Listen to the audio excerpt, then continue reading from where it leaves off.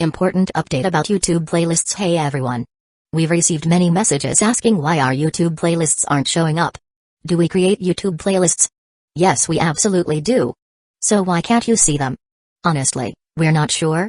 We've been in contact with YouTube support for several months now, but we still haven't received a clear answer or solution. After much discussion, our team has decided to take matters into our own hands. We believe the issue might be related to the number of playlists we've created on a single channel, possibly too many. Our solution? We're launching 2 additional YouTube channels, giving us a total of 3. This way, we can organize our audiobooks better and avoid the playlist visibility issue in the future. This change only affects our YouTube audience. If you're a patron supporter, you can still access all our audiobooks by visiting the collection menu on Patreon. Thanks so much for your time and continued support. Happy listening, not only because he could breathe underwater but also because he had used his power to enlarge the oxygen molecules in his body, thanks to the more fruit model, amplify human devil fruit. This adaptation would ensure his survival for a safe amount of time as he descended into the depths. Upon noticing a new disturbance in the water, he turned his face upward and saw Yamato plummeting like an uncontrolled rocket. Luffy knew she couldn't breathe underwater like him, and concern overcame him. Even under the pressure of the sea, he decided to use his fruit power on a 10% scale, which was his limit in the sea's effect, seeking a way to help Yamato. More fruit model, amplify human devil fruit, weight, apply 0.1 times, becoming 10 times lighter. Luffy slowed down his speed, allowing Yamato to catch up as both sank like stones in the sea. However, Yamato was facing a desperate struggle to breathe, her imposing transformed form was unraveling, and the lack of oxygen became an imminent challenge. In a moment of despair beneath the sea, Yamato struggled to breathe. Suddenly, she felt an unexpected sensation, her lips being pressed. With surprise, her eyes opened in the aquatic darkness. She finally noticed that Luffy was kissing her at that tense moment. The realization that Luffy was kissing her in that moment slowly hit her. Under the depths of the ocean, their lips met in an unusual gesture of seeking oxygen, an instinctive and surprising act that broke the barriers of despair. The kiss unfolded amid the struggle for survival, an intense and unexpected moment in the depths of the sea.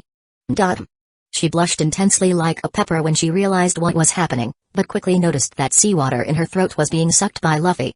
He withdrew his lips from hers and spat the water to the other side in a swift motion. Without wasting time, Luffy kissed her again, leaving Yamato extremely flustered. Impatiently, Luffy looked at her as she grew increasingly red and tried to resist him, even with their lips still connected. Really? I'm trying to get the water out so you don't drown, and all that goes through your head is how embarrassing it is for me to do mouth-to-mouth respiration? Irritated, Luffy contemplated Yamato's reaction while their lips remained intertwined. Regardless of Yamato's thoughts, Luffy pressed his lips to remove the remaining water from her. Once he completed this task, he pressed his lips again, but this time to provide oxygen. He began transferring enhanced oxygen molecules to Yamato's lips. The human respiratory system shouldn't receive this type of molecule, but Yamato possessed an enhanced body, much like her father. As Luffy passed oxygen to Yamato through his mouth, she finally began to calm down a bit.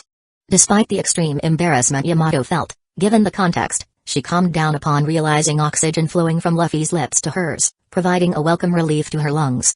Thus, a man and a woman, the latter slightly taller, sank in the sea, appearing to be kissing while exchanging oxygen amid the aquatic depths. Mihawk, who was on the surface, observed carefully not only with his haki but also with his exceptional eyes that captured details. This brat has a slew of tricks. Shanks, how did you discover this monster? Mihawk couldn't help but comment internally. Hey, you guys. Your friends are sinking in the sea, you'd better rescue them. He exclaimed loudly, addressing the boat approaching the restaurant. The crew members were eager to retrieve Luffy and Yamato but exercised caution, uncertain if Mihawk would attack as they approached. I'm leaving now. Tell these kids that I'll be waiting for them in the new world. I expect a more interesting challenge next time. He prepared to depart after these words. Wait. Mihawk stopped upon hearing a voice shouting from the restaurant. It was Zoro, now conscious. Listen well, Dracula Mihawk. I will defeat you next time we fight. Wait. One day, I will come to you to claim your title. Zoro shouted with determination. Who said it will be you, idiot? I will be the greatest swordsman in the world. Kuina muttered beside him, keeping her voice only to herself. Then I'll be waiting, Roronoa Zoro. You're too young to die now. Discover yourself, discover this world, become strong. No matter how long it takes, I'll be waiting for you. I'll hold on to this title in the best way until you come to me. Surpass this sword, surpass me, Roronoa Zoro.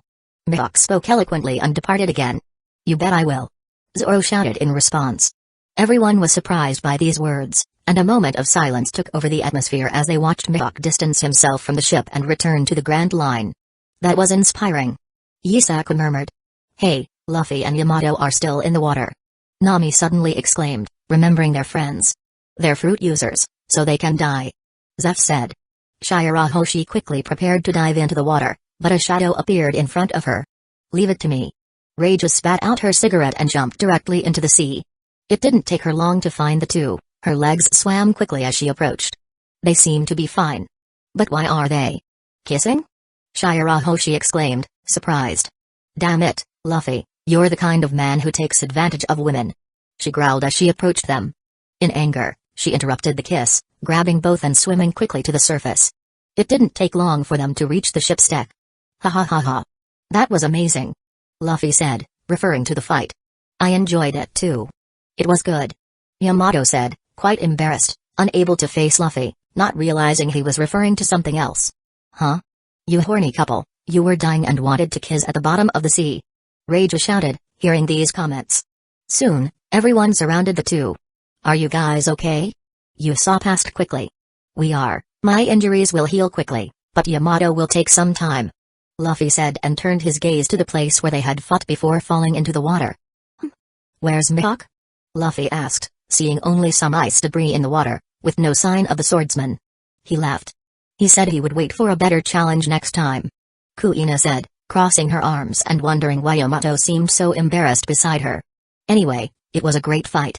Let's check on Zoro and the others," Luffy said, eager to assess the condition of his swordsman. Chapter 46, Verity 09. "Where's Mihawk?" Luffy asked, seeing only some ice debris in the water, with no sign of the swordsman. He laughed. He said he would wait for a better challenge next time. Kuina said, crossing her arms, wondering why Yamato seemed as red as a pepper beside her. "Anyway, it was a great fight. Let's check on Zoro and the others," Luffy said, eager to assess the condition of his swordsman. "But before that, why is Shirahoshi like this? And I'm not talking about her current size, which returned to normal," Luffy said as he walked toward Zoro and saw the princess crying. "Buao. I'm useless, I can't even rescue Luffy-sama." Luffy raised his eyebrows hearing her cry in this strange reason.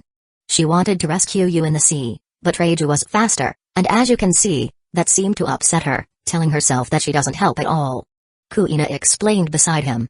Luffy sighed, deciding to deal with Zoro first before calming the princess. "Alive?" Luffy asked, opening a smile as he observed the swordsman, covered in bandages, on the deck. "Of course, Captain," Zoro grumbled with a touch of annoyance. "I'm glad about that, Zoro. You even surprised the greatest swordsman in the world. Don't disappoint him in the future then," Luffy commented. "Of course, I impressed him. I'll surpass him one day," Zoro declared confidently. "Ha ha ha ha. That's great. But anyway, Shirahoshi and Megalo are gigantic now. It's time to conceal their true sizes, but before that..." Luffy turned to the huge mermaid beside the ship, still drawing shocked glances from those who didn't know her. A mermaid of this size was a unique sight in the world, and almost no one had seen her before Luffy summoned her with a card, as she was kept in his room. "Shirahoshi, can you swim down and retrieve the boats from the seafloor?" Luffy asked, making her stop crying and look at him with some kind of hope. "Shirahoshi can be useful?" "Of course. I can, Luffy-sama, so I'll go get them," she answered confidently and joyfully, eager to have the chance to be useful to her captain.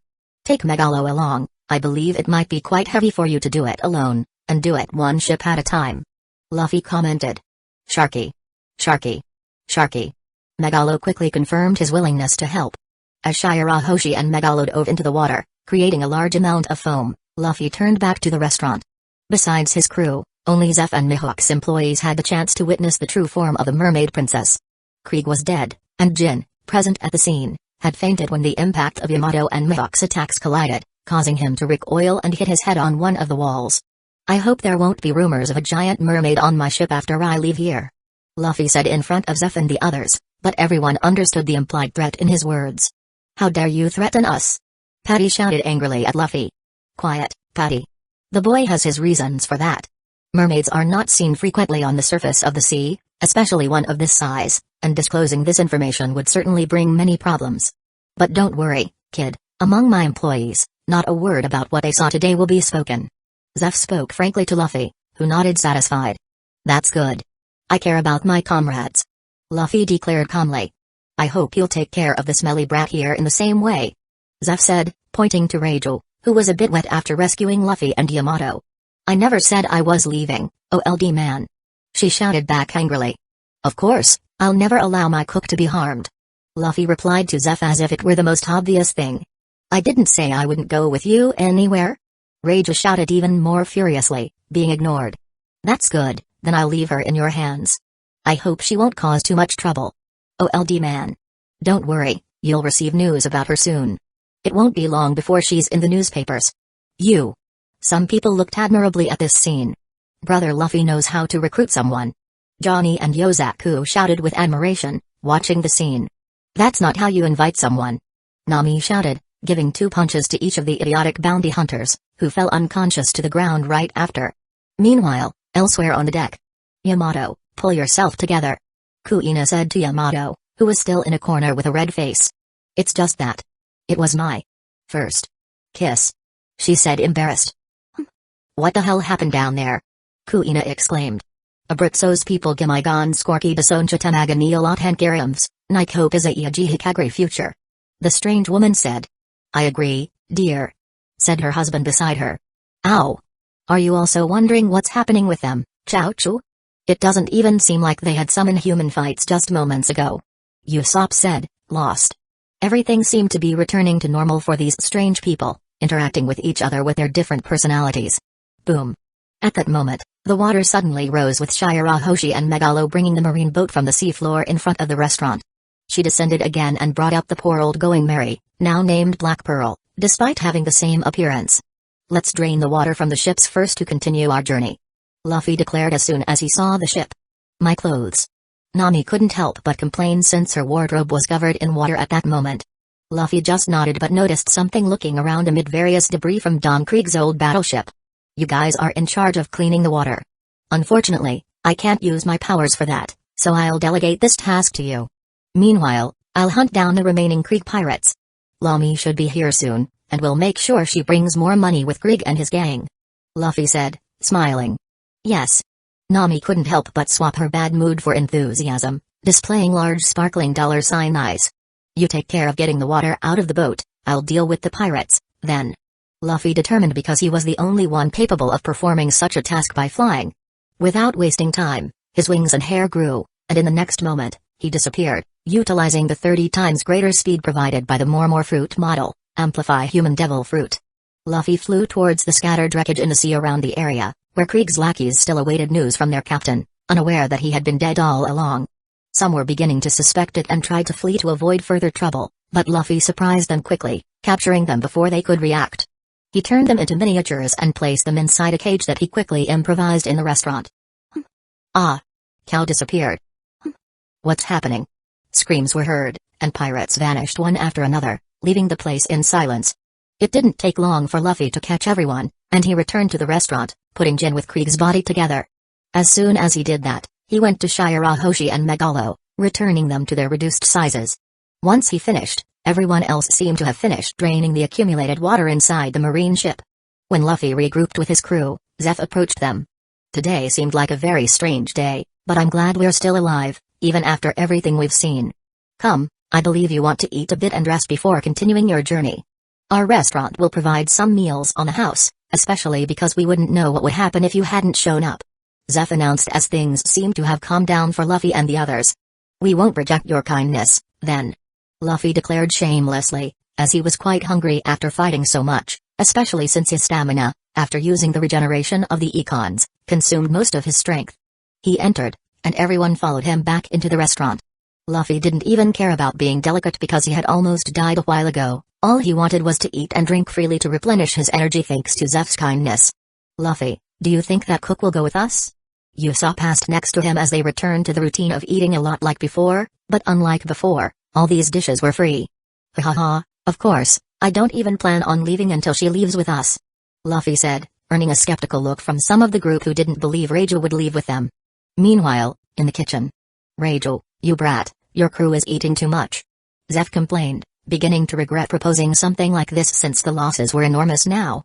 "They're not my crew," the woman shouted. "No matter how you deny it, in that man's eyes, you're already one of his comrades," Zeph said calmly, surprising Rachel. "What? How can you be sure of that?" she said suspiciously without the tone of anger. "The moment I saw him, I knew you were destined to leave with them," Zeph said, crossing his arms. "But I said no, I still have my debt to you, old man," she growled. "Silly girl, you would never stay here for long. Your life is at sea, and I'm sure you found your right companions for that. And screw the debt, I consider it paid a long time ago. I am your father, am I not?" he said, smiling, and the kitchen fell silent at that moment. "Old man," Raju murmured, surprised and touched by the revelation. A pause settled in the kitchen as she absorbed the magnitude of what she had just heard. "What, do you think of staying your whole life in this restaurant? Don't you have your own dreams and goals?" he questioned, maintaining the same smile and challenging her to refute those words. Come on, Rachel, you want to go with them, admit it." Patty taunted her with a mocking smile beside him. "Miss Rachel, I believe you should follow your heart," another cook said, and others also gave their words of encouragement. I don't know," she said, sounding unsure. "Come on, Rachel, he has decided even if you deny it. You will leave by the end of the day on that stolen marine ship, I'm sure of it," Zeph said. I must ask him again first," Raju said and turned, leaving the kitchen and heading to the now empty restaurant with a single table filled. "Monkey D. Luffy," she said, approaching, gaining the attention of Luffy and the others, as they didn't expect her here, let alone in such a manner. "Raju, did you finally decide to join us at the table?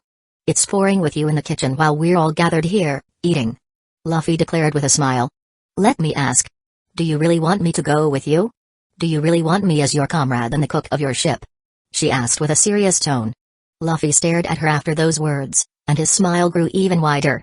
"Of course, you've been my companion since the moment I laid eyes on you, there's no escaping that," he said, crossing his arms.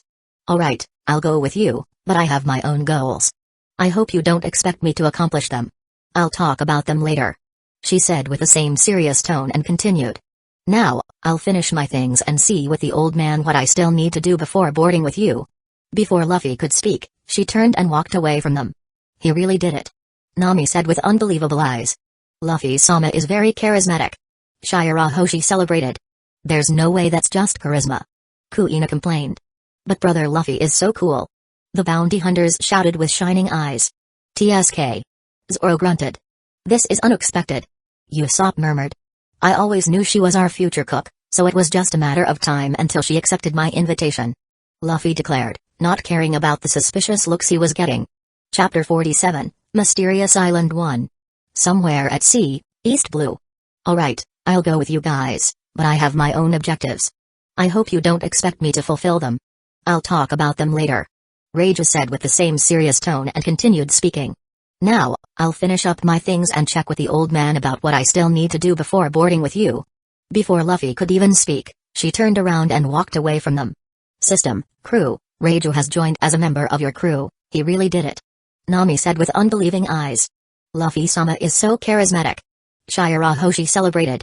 "There's no way this is just charisma," Kuina complained. "Brother Luffy is so cool," the bounty hunters shouted with shining eyes. "TSK," Zoro grunted.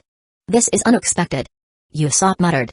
"I always knew she was our future cook, so it was just a matter of time until she accepted my invitation," Luffy declared, unconcerned with the suspicious looks he was receiving. "System, crew, Raju is now an official member of your crew," Luffy displayed a radiant smile as he observed the system screen in front of him. Meanwhile, Raju gathered her belongings at the restaurant and jumped back onto the ship, returning to the people who watched her with teary eyes. They shared a meal throughout the day, ending the night as the restaurant illuminated the part of the sea where they were, and the crowd gathered on the deck, many restaurant members crying for Raju as she bid them farewell. Luffy shifted his gaze from Raju to focus on the two people in front of him, who were conversing at the moment, marking a farewell. "So, you're really staying here?" Luffy asked the man in front of him. "Yes, I believe this is the best stop for us to part ways. I plan to start new businesses in Logue Town. I talked to Zeph and found out that I can form a partnership with him, providing food and supplies to the restaurant at below market prices, given my experience from my old businesses in the South Blue," he declared, and Luffy nodded. "I understand. I can only wish you good luck, and until next time we meet, perhaps in Logtown when we pass through to the Grand Line. It's a place I intend to visit before the journey. Giramvos said everything. The woman suddenly said. Luffy just stared at her, wondering what the hell she said, but chose to ignore her to continue the conversation with her husband. Anyway, take this. I believe it will help you get back on your feet. It'll be good motivation. Luffy said, taking a package from his pocket and expanding its size to form a huge bag of Baileys, which appeared in front of the couple along with a mysterious box. This money. The man exclaimed, surprised. Not just that. In the box next to it, there's a devil fruit, a normal zone of the lizard model. I think it'll be useful in case the world government tries to come after you again. This will provide some power to retaliate if they send someone dangerous. Luffy explained, and the man quickly understood. Yes, I don't know what to say. Thank you very much, young man. This will be quite useful, both for me and my wife. I don't know how to thank you. He expressed his gratitude. Don't worry. I have your map, the strange key, and still 150 million of that money. It's the least I can do. Luffy spoke sincerely. He had already taken a lot from them as a form of reward, so returning a part wouldn't hurt. He wasn't that selfish, especially considering that this couple needed help after losing everything. Thus, Luffy finally bid farewell to the strange couple, who were about to resume their journey and boarded the ship one after the other. Turning to Zeph, he expressed his gratitude. Hey, old man, thanks for everything and for entrusting Reija to my crew. I'll take care of her. Luffy smiled at the man. TSK. Reija grunted beside, hearing this. After saying goodbye to everyone in the restaurant, she boarded the marine ship. You better take care of her, brat. Otherwise, even without a leg, I'll kick you in the future as revenge. You'll find out why I was once called Redleg Zeph. He said calmly, and Luffy smiled at the threat. That's good. Now, we better go. Luffy declared, after everyone boarded the marine ship and bid farewell to the remaining people in the restaurant. Thus, the ship began to sail towards the horizon of the starry night. It's so beautiful. Shirahoshi, as the only girl who had never seen a starry sky before, never ceased to murmur every time she saw this scenery since Luffy brought her to the surface. So, Luffy, where are we heading? Nami asked beside, as the navigator, she needed to know. It's night at the moment, I want the ship to maintain this course, and tomorrow morning, we'll figure that out. Now, let's rest. So rest. Luffy said, and everyone agreed. While Luffy and the others rested, Usopp and Chaozu remained as lookouts on the mast as they volunteered. The next day, everyone gathered in the naval kitchen with a delicious coffee that Reiju prepared for everyone, which pleased everyone with the quality of food and techniques employed by the cook. So tasty. Thank you, Reiju-sama. Shirahoshi shouted happily. Really, very good. Usopp said surprised. I'm glad you liked it. Reiju said proudly. Meanwhile, Luffy was quiet in a corner with his coffee, holding out a paper he hadn't opened in the past few days. Now, I need your attention here. Luffy stopped looking at the paper and spoke so that everyone quickly looked at him.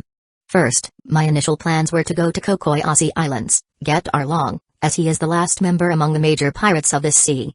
Luffy said, earning a surprised look from some, especially Nami. Nami didn't know what to say since this was her biggest nightmare, and they were about to face the fishman who cold-bloodedly killed her mother when she was just a child. Come on, Nami, Luffy said he'd win without any problems, trust him. After everything you've seen, do you think Arlong is a threat to them, silly girl? She told herself, trying to gather courage, even though an irrational fear still lingered in her. Some looked at Nami and recognized her internal conflicts, as most knew her past with Arlong. Shirahoshi placed a hand on her shoulder and gave a reassuring look. However, Luffy said and continued. Following this treasure map, if we slightly change our route, we can reach this island faster than Nami's village. Luffy showed the map to everyone that he had been reading until now. It seems to be a great adventure, and there must be many treasures there, not to mention that the destination is close to Kokoyasi Islands too, where Nami's village is. So, are we going to that island, chasing after this treasure? Zoro asked, not as injured as yesterday, as Luffy accelerated his recovery along with Yamato's. Our swordsman here got it right, since my gut feeling tells me it will be a great help for our future journeys, whatever we find there. Luffy declared, and everyone nodded. Here, it might be a puzzle, but you should know where this leads us. Luffy said and handed the map to Nami, who took it and studied it for a while, confirming the location of the treasure, even though it seemed like a puzzle. Yes, I know where the place is. Nami commented, looking at where the island was with a second official map of the East Blue beside her. That's amazing, now finish your meals, because right after, we're going to train. I noticed that everyone is weak after the fight with Mihawk, so let's go outside as soon as you finish breakfast, strengthen your foundations. As he spoke these words, Luffy sent a collective shiver through everyone, as they were well acquainted with this rigorous training, and Luffy seemed extremely excited to exercise after the fight with Mihawk. Only Reiju displayed a questioning look compared to the others, but that would soon change. During the remaining time, Luffy trained them as usual, applying gravitational pressure and challenging them not to falter even as their muscles burned and begged for a break. What kind of training is this? Reiju complained as she felt pain throughout her body, but Luffy didn't allow her to give up. He subjected her to an even more intense training than the others, with heavier weights, as her legs were stronger than the others to resist gravity. Stop complaining and keep going, we need to get stronger. Luffy said without showing humor. Luffy, please. Luffy-sama. Sharky. Luffy. Uh-oh. Stop complaining, all of you. After a few hours, the deck was covered with fallen bodies, a sight reflecting the crew's extreme exhaustion. They could barely move, their expressions showing the intensity of the training. Luffy remained impassive in the face of his companion's effort, steadfast in his purpose to strengthen them at any cost. They don't look good. Yamato, dressed in various weights, observed the scene beside Luffy, while the rest of the crew lay on the deck, gradually recovering from the rigorous training. They'll survive. We need to get strong, I've said it before. Luffy said in the same tone, emotionless, while he watched his companions crying in front of him, the larger ones at least. He's a demon. Usopp muttered. Did I make the right decision? Reiju, lying down and exhausted, internally questioned if joining the crew had been the right choice after experiencing this training. Luffy. Sama. So hard. Shirahoshi murmured fragmented words about the difficulty of the training. Let's take some time to rest now, we shouldn't be far from the island on that map when I sped up the ship, right, Nami? Luffy asked. Damn. Luffy. But. You're right. The island isn't far. If you speed up the ship. She said, still crying. In the next few hours, the members rested for some more time before returning to their basic routine. Some continued training, including Zoro and Kuina. There were scouts like Usopp cleaning his weapon, Choucha playing with Johnny and Yozaku. Shirahoshi leaned on the deck, admiring the sea beside Megalo. Nami looked at the map while sitting in a chair to relax, next to Luffy and Yamato, who were sunbathing and enjoying some refreshments that Reiju prepared in the kitchen, joining them shortly after. This is everything I dreamed of. Luffy looked pleased at his pirate crew, as he had always imagined a crew like this, enjoying their lives at sea. He didn't force anyone to do things or shout at them all the time, everyone was free to do what they wanted most of the time, as long as they participated in training. Luffy didn't want a weak crew to face the challenges of the Grand Line. They were always free to pursue their hobbies. Luffy diverted his crew's attention to other matters. I have 192 million berries in the system after spending 50 million on that fruit, but I wish I had at least 2 billion to get the most detailed manual of the world's 6 styles, which even the Marines don't possess. This book has techniques even deeper than those used by the Navy and is intended only for those training to be the elite in defending Marijois, which I understand since the world government wants the most powerful as their guards. Luffy thought. But even knowing that there are much cheaper manuals in the store, like some basics for 500 million berries, I want this 2 billion one because I want to have an elite under my command, and this manual will save much more time than the others, not to mention that the techniques must be stronger than those learned by the Marines. Luffy concluded calmly. After having these thoughts, he couldn't help but glance at Nami beside him studying a map. What's up? Nami asked, feeling Luffy's gaze directly on her. I'm beautiful, I know. But I'll charge you if you keep staring at me like that. Nami quickly wanted to take advantage of the situation, while Luffy internally muttered with other thoughts. I could simply destroy Arlong when we get to the island of his village. But that's too boring. Maybe I should let Nami have her revenge by her own hands. If I get a chance to strengthen her, I won't let it pass, as I don't know what we might find on this island indicated by the map we're en route to, but it's treasure, so it could be something very good for her. Luffy finished thinking and looked at the woman who was shouting at him now. Hey, if you're not going to pay, at least answer people when they want to talk to you. Nami was furious since Luffy was lost in his own thoughts, completely ignoring the thieving cat until now, just staring at her. Oh, yeah, you're beautiful as always, Nami. Luffy mumbled and looked forward again, shortly after. Don't compliment people like that and then ignore them. Nami shouted, red with the sudden compliment. But Luffy didn't pay attention to her or Yamato, who was looking at him like a hawk. Don't get jealous, Yamato, they're all beautiful. I'm happy to be surrounded by so much beauty, I consider all of them my future wives. Luffy said in a bored tone and didn't even look at Yamato, but said it to provoke her, just like the other two beside him. Luffy, you idiot. Baka. Playboy. Nami, Yamato, and Araja said immediately afterward, trying to ignore their shameless and idiotic captain. Women. Luffy thought. Land ho. Bark. Johnny and Chaochu's voices interrupted him at that moment. Finally. Luffy couldn't help but celebrate. Great, keep going, I'll take the helm. Nami shouted and ran from her chair to follow the small point appearing on the horizon. Luffy looked at the island and stood up. Ha ha ha ha ha ha. Listen up, are you ready to find treasures and adventures? Luffy began with his usual ruffian laugh, catching the attention of all the members of the ship. Treasures. Nami shouted loudly on the deck. I'll prove that I'm a brave warrior, facing any danger we encounter. Usopp said, grabbing his rifle, now fixed and cleaned. Will there be pirates worth millions of berries? Johnny and Yozaku said simultaneously, wanting to hunt pirates, seemingly oblivious to the fact that they were accompanying another pirate crew. I'll see beautiful new places on the surface. Shirahoshi said dreamily. Will there be powerful opponents? Zoro said, gripping the sword hilt with excitement. I'll have adventures like Odin in his diary. Yamato said, grabbing his book, used as his life's Bible. Bark. Sharky. TSK. Reiju just sighed at everyone's enthusiasm around her. Ha ha ha ha ha ha ha, I don't know, and I don't want to know these answers. I just want to go there to be surprised and discover its mysteries. Luffy said. Then the boat continued at full speed, still with the increased speed from Luffy's power. They could already see the island getting closer and closer. Treasures. Treasures. Treasures. Treasures. Treasures. Treasures. Treasures. Treasures.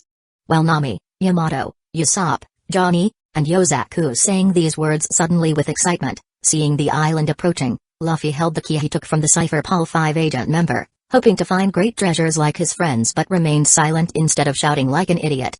Not that he didn't appreciate their enthusiasm, but it wasn't his style. Chapter 48, Mysterious Island 2. Somewhere in the sea, East Blue.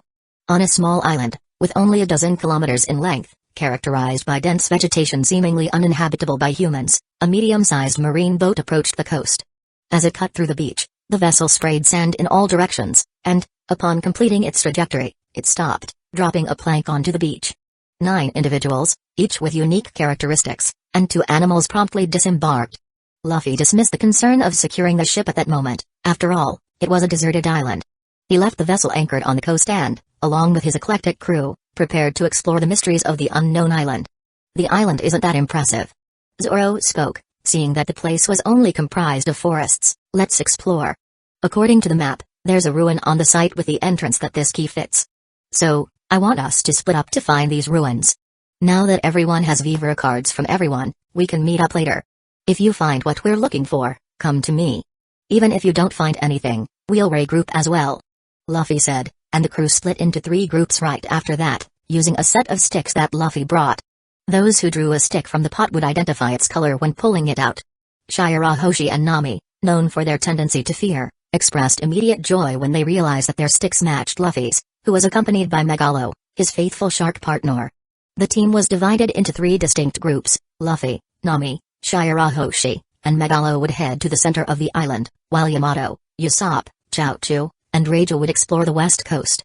In turn, Zoro, Kuina, Johnny, and Yozaku would take charge of the east coast. Zoro, where are you going? We're going in the opposite direction. Luffy heard Kuina shout at Zoro in the distance and couldn't help but laugh at the situation as he led his group. Come on, treasures are always found at the heart of the island. Nami declared confidently and full of enthusiasm. Luffy-sama, are the forests on the surface always like this?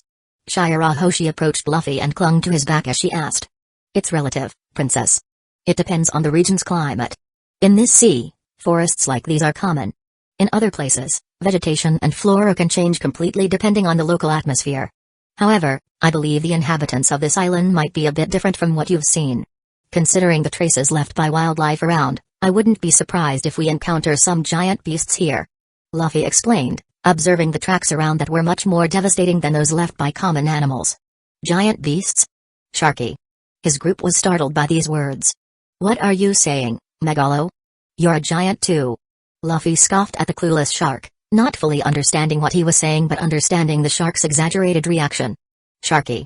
But Luffy, are we going to be okay? Nami commented, still a bit scared. It's fine. I'll punch anything that comes our way.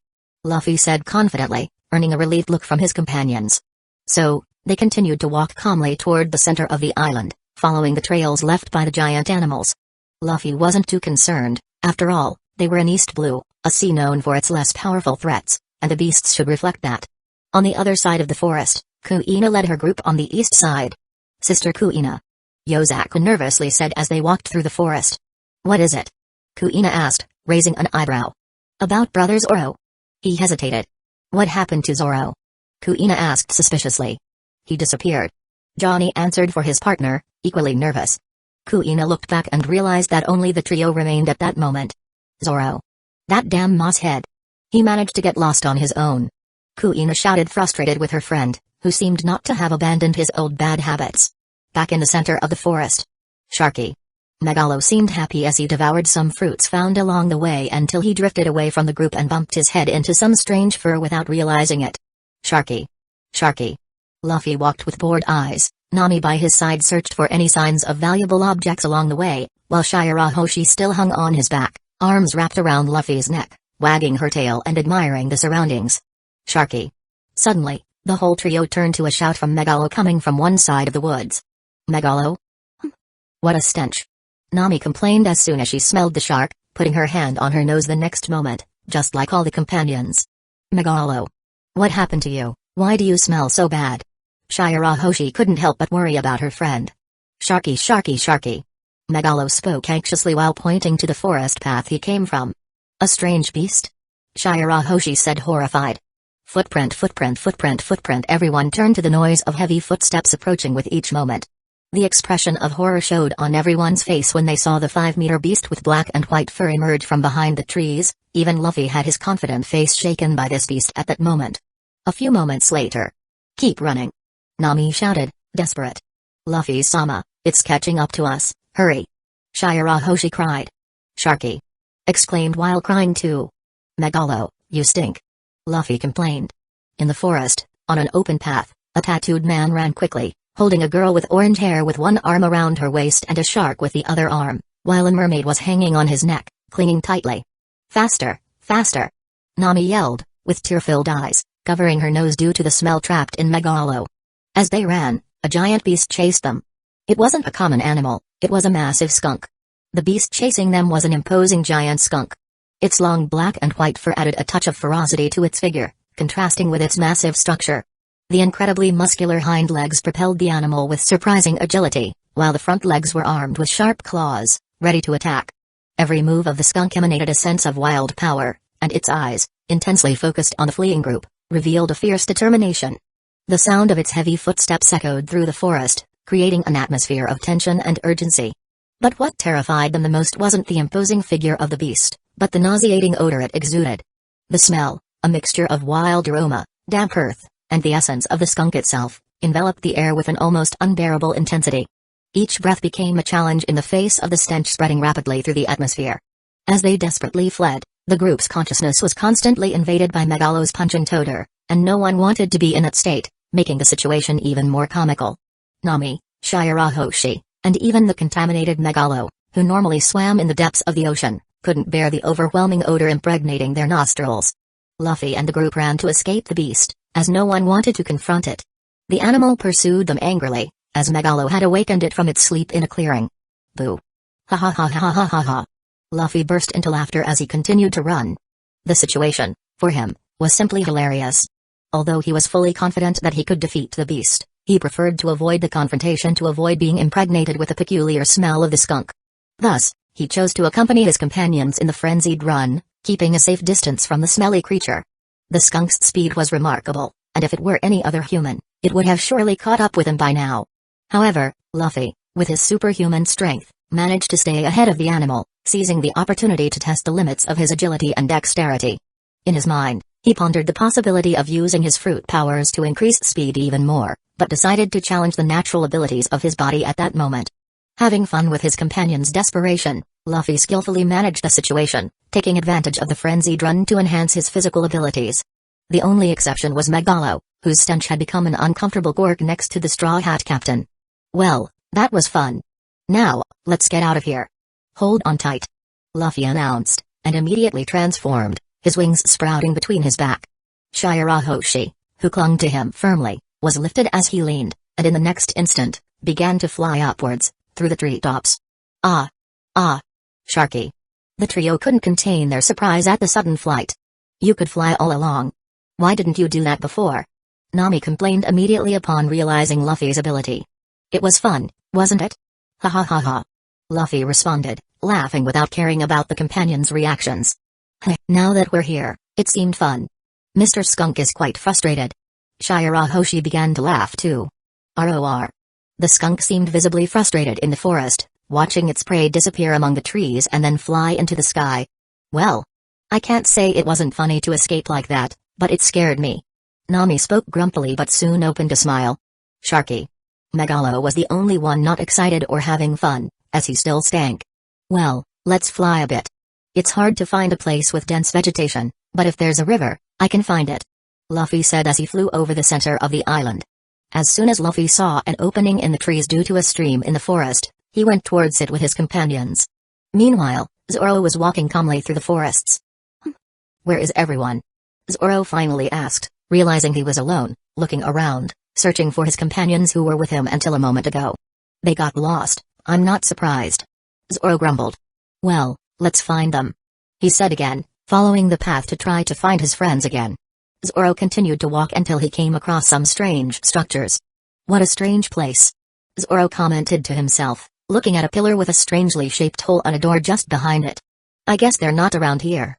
Well, anyway, let's keep going. Zoro said without caring much about the door and continued to search for his friends who, in his mind, got lost in the forest. On the west side, Usopp and Chaochu were standing, looking at the scene in front of them. Boom. Boom. Boom. Boom. Boom. Is it over already?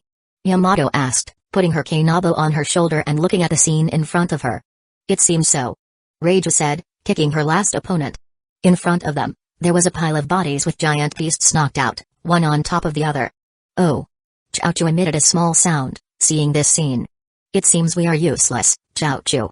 Usopp said regretfully, realizing that he only had his rifle in his hand to show off because he didn't even use it while the girls were beating and kicking the enemy beasts they encountered along the way.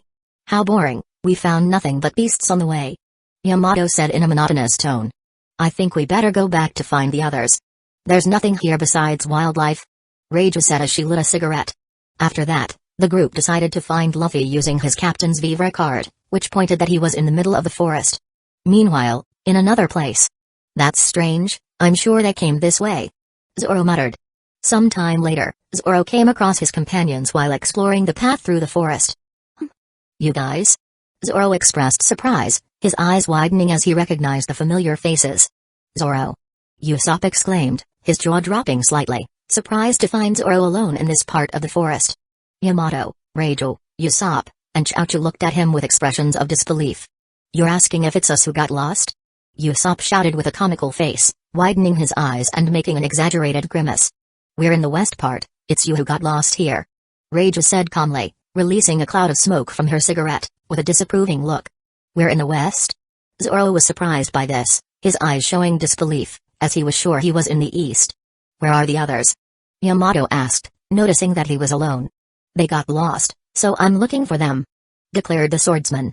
Meanwhile, in another location. Ha ha ha ha ha ha. You still stink, Megalo. Luffy laughed loudly, displaying a mischievous look that made it clear he was having fun at the poor shark's expense.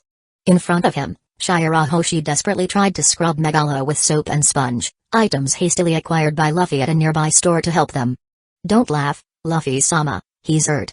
Shirahoshi lamented, her soapy hands indicating how serious the situation was for her friend. Sharky. Megalo whimpered, clearly embarrassed by the odor he had acquired from the skunk. What a disgusting creature. I can't believe they exist. Shirahoshi complained tearfully, while trying to clean her friend from the horrible smell. Luffy. There's nothing here. Nami appeared next to Luffy, who watched the mermaid try to rid her shark of the unwanted fragrance. The navigator, with a disgusted expression, had explored the surroundings in search of any clues but without success. So, it's not in the center of the island. I hope the others have better luck. Luffy commented, unaware that perhaps he could resolve this doubt more quickly than he thought. I hope they at least find something useful out there. Nami grumbled, still unhappy with the smell. In the middle of the dense forest, where the sun's rays could barely penetrate through the treetops, a sharp bark cut through the silence. Luffy's ears suddenly sharpened instantly, capturing the peculiar sound echoing among the trees. Oh! The bark came from somewhere nearby, resonating like a unique melody in the quietness of the deserted island. Luffy's eyes lit up with curiosity as he tried to determine the exact direction of the sound. Sharky. Megalo, the shark, reacted immediately, recognizing Chaochu's familiar bark. Chaochu has already found them. Yamato's voice echoed through the trees, bringing a touch of excitement to the silent atmosphere. It seems they've arrived here. Luffy smiled, his face expressing contentment as he moved toward the sound. His senses were sharp, and the expectation of an imminent reunion hung in the air. It didn't take long for the two groups to reunite. The quartet, composed of Zoro, Yamato, Usopp, and Reijo, along with the faithful Chaochu, was surprised to find Shirahoshi by the small stream, dedicated to scrubbing Megalo, whose odor still lingered. What a horrible smell here! Yamato complained immediately. What the hell were you? Usopp began to ask before being interrupted by Nami. Why are you coming from the west with Zoro? Nami questioned, sharing Luffy's confusion. We're as lost as you seem to be. Yamato replied, rubbing the back of his head with a perplexed expression. Meanwhile, Luffy muttered to himself. Why am I surprised? He figured out what had happened and, at the same time, wondered about the whereabouts of Kuina, Johnny, and Yozaku. A distant echo was heard in the forest, a macabre symphony composed of the distressing laments of Kuina, Johnny, and Yozaku. Away from the laughter and discoveries of the main group, a dark scene unfolded among the dense trees. Oh wow, whoa whoa whoa whoa whoa. Trapped and bound, the trio was at the mercy of a group of cannibals. The atmosphere was permeated with strange chants, resonating like a dark ritual as the natives circled around them. In plain sight, a boiling pot awaited, indicating the nefarious fate that awaited them. A sense of despair hung in the air, enveloping Kuina and her companions. Vivid memories of the surprise attack still haunted their minds as they faced the dreadful prospect of an inescapable fate at the hands of these primitive people. The collective thought echoed like a sinister sigh, we're going to die. Chapter 49, Mysterious Island 3. In the waters of East Blue, an atmosphere of horror unfolded. Kuina, Johnny, and Yozaku, bound and helpless, found themselves surrounded by a group of cannibals. The natives chanted sinister songs, creating a dark atmosphere as they circled the trio, preparing to lead them to a boiling pot. Anguish was palpable among the prisoners, whose collective thought echoed in despair, we're going to die. Vivid memories of the sudden attack in the forest haunted Kuina and the others. Captured by an overwhelming number of enemies, they were now at the mercy of this primitive people, who were preparing to subject them to a terrible fate in the boiling pot. In a secluded corner of the small island, a hidden tribe rose among the dense trees. There, 3 individuals were tied up, anxiously awaiting a rescue to free them from the grim fate the cannibals plotted, a bubbling cauldron ready to consume them. Brother Luffy! Come save us! Johnny and Yozaku cried desperately, their voices echoing in the tranquility of the jungle. Meanwhile, Kuina remained silent, but her expression revealed palpable fear, yearning for Luffy's presence to rescue them from this terrible situation. Oh wow! Ouch! That hurts! Oh wow oh oh wow oh! An annoyed native, disturbed by the foreign language cries, approached and reprimanded the 2 bounty hunters, delivering blows to silence them and expressing irritation at the disturbance. I don't understand a word of what they're saying, but it seems like he didn't like you yelling like that. Kuina commented sarcastically, trying to find some humor in the terrible situation. So, are we going to die here, Sister Kuina? Yozaku lamented. Do you think I want to face this fate again? I don't want to die a second time. Kuina responded angrily, while the surrounding atmosphere conveyed an atmosphere of tension and despair. Second time, what do you mean by that? Johnny exclaimed, displaying surprise next to Yozaku. Ah, it's nothing. Forget about it. Anyway, Luffy won't allow this to happen. Have faith. He has the Vivre cards and will be here soon. Kuina declared, seeking to instill confidence in her companions. She quickly changed the subject, avoiding the mention of her return from the dead, a delicate theme, especially amidst the desperate situation they found themselves in. Oh wow! Oh wow! Oh wow! Oh wow! As they whispered, the natives of the tribe chanted animatedly around them. Comprising old, adult, young, and children of both sexes, that tribe proved to be extremely primitive. They wore only cloths to cover their lower parts, leaving half of their bodies exposed. The women wore a kind of bikini, but all the garments were adorned with human bones, suggesting they came from previous victims. I never imagined being captured by cannibals on a deserted island. Johnny murmured, lamenting the irony of his luck. I don't want to die being devoured by these creatures. I bet they've made many victims with the shipwrecks here. Kuina expressed her discontent, pointing to the objects adorned in their straw and wood houses. There were many belongings that were likely plundered from a tourist boat, among the primitive constructions. If only we could negotiate. Does anyone know what they're saying? No idea. Anyway, I don't see how one can negotiate with cannibals. As they continued to talk, another cannibal approached, armed. Oh wow. Oh wow, whoa whoa whoa whoa. Ouch. Johnny cried out as a bone spear hit his belly again, eliciting groans of pain. Oh wow whoa whoa. Their small conversation was interrupted by a new thunderous sound within the tribe. One of the cannibals, apparently the leader, shouted, causing everyone to stop talking. Oh wow whoa whoa. He continued speaking, opening his arms in a kind of celebration. Oh wow whoa whoa whoa whoa whoa. The crowd went into a frenzy, shouting in a strange language. I wouldn't want to know what they're saying because I have a feeling I'd regret it. Kuina was scared when she saw the crowd starting to move excitedly around them. Suddenly, everyone looked at the Thai trio, making them sweat, as it seemed they were about to be thrown into the cauldron. Luffy was heading where the Viva card was pointing, with the crew right behind him. As they walked through the jungle peacefully after a casual conversation with everyone, a loud noise caught their attention, prompting Luffy to look at Yamato. A beast is approaching. Yamato said simply. Footstep. A 5-meter beast appeared in front of them after emerging from the trees. It looked furious and, at the same time, happy to reunite with its escaped prey. Ah! It's the stinky monster. Shirahoshi screamed in fear. Sharky. Megalo, the most traumatized by this monster, ran to stand behind Shirahoshi while crying and trembling in fear, not wanting to face this creature again. What? It's just a beast. Yamato complained about this reaction. It's not just a beast. Rage said calmly. It is a skunk. Usopp shouted and was already taking steps back. Luffy, seeing his old enemy, debated what he could do. He could simply draw his weapon and shoot the creature's head, but he thought of another solution. Usopp. Luffy came to his marksman's side and put his hand on his shoulder to stop him from leaving, confidently saying with a smile. Usopp, this is the most powerful beast on this island, only a brave man can face it, I'm sure only you can defeat it without suffering damage. Among us, I'm counting on you for that. Luffy said seriously to the long-nosed one, who was stunned after those words. What do you mean, Luffy? I can't face it, it's much more powerful than me. Usopp denied in fear. Usopp, aren't you a brave warrior of the sea? Luffy asked the boy seriously. The rest of the crew was intrigued by this kind of conversation, while the skunk was getting ready to run towards them at any moment. Luffy seemed oblivious to it. I am. I'm a brave warrior of the sea. Usopp shouted after his initial hesitation. He joined the crew because he had to prove to be this warrior that Luffy believes in him. Tell me, Usopp, who is the greatest warrior of this sea? Luffy asked like a general with his army. Of course, it's Captain Usopp. Usopp shouted, motivated. Tell me, Usopp, does the brave warrior of the sea fear this beast? Luffy asked again, ignoring the part where Usopp claimed to be the captain. Of course not. The brave warrior of the sea, Usopp, fears nothing. Usopp shouted confidently. Great, then go and prove it. In case you don't kill it, I'll make you train 5 times harder for a week. Luffy said calmly this time. Yes, sir. Usopp suddenly straightened up and quickly took the lead of the group with his rifle, not wanting to disappoint Luffy after this subtle threat.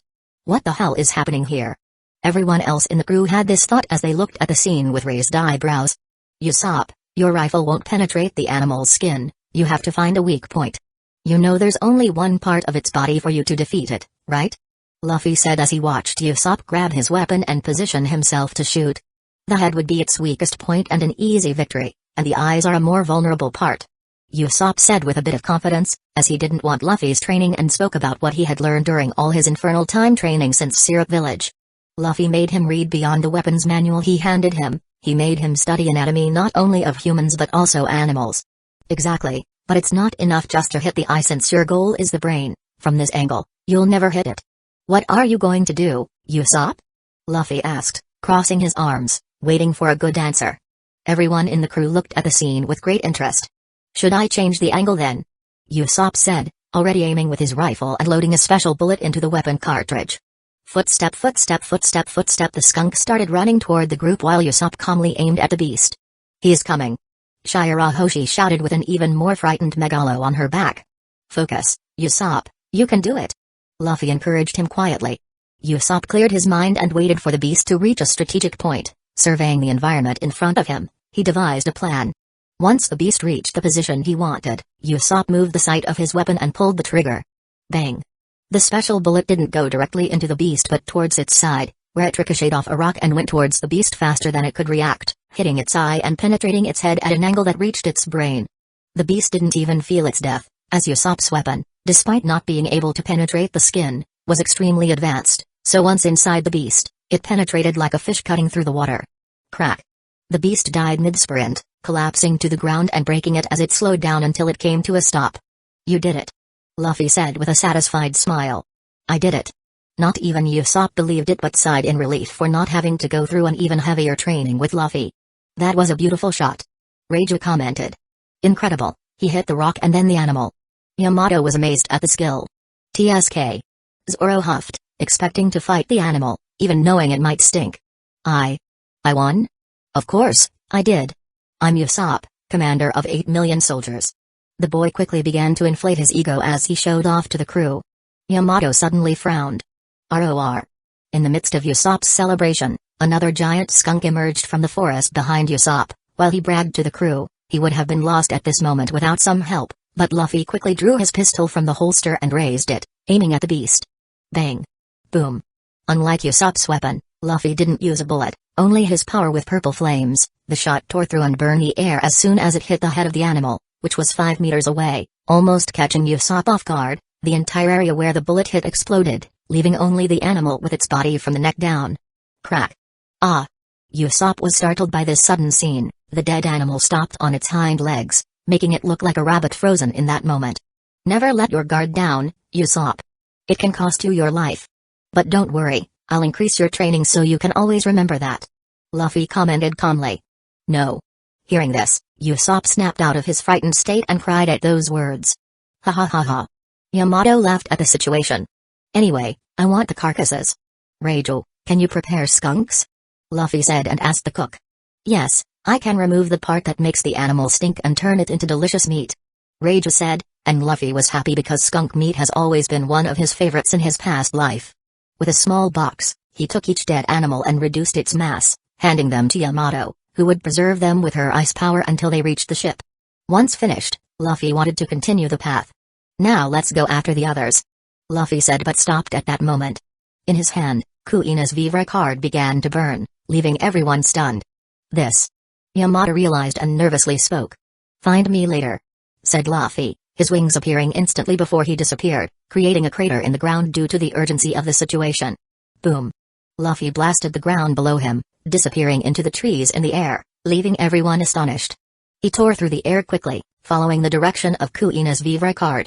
Soon, he arrived at a small open area, revealing a village of a local tribe, quite primitive in his opinion.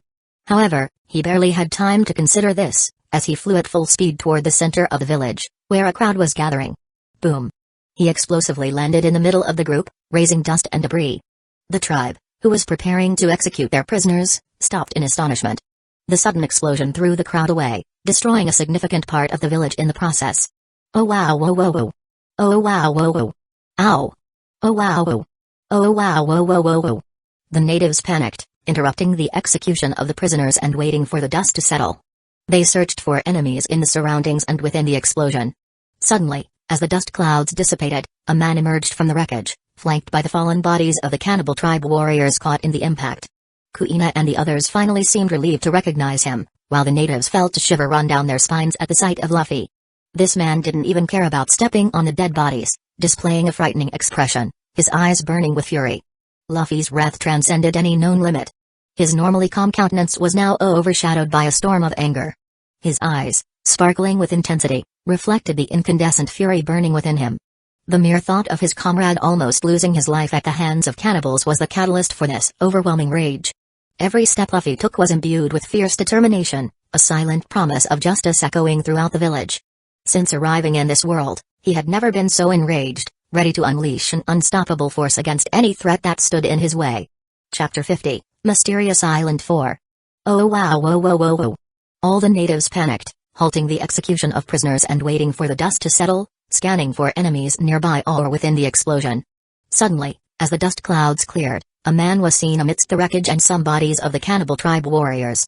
While Kuina and the others seemed relieved after identifying him, The natives felt a chill run down their spines as Luffy appeared with furious eyes. Since coming to this world, he had never been as angry as he was now. Luffy.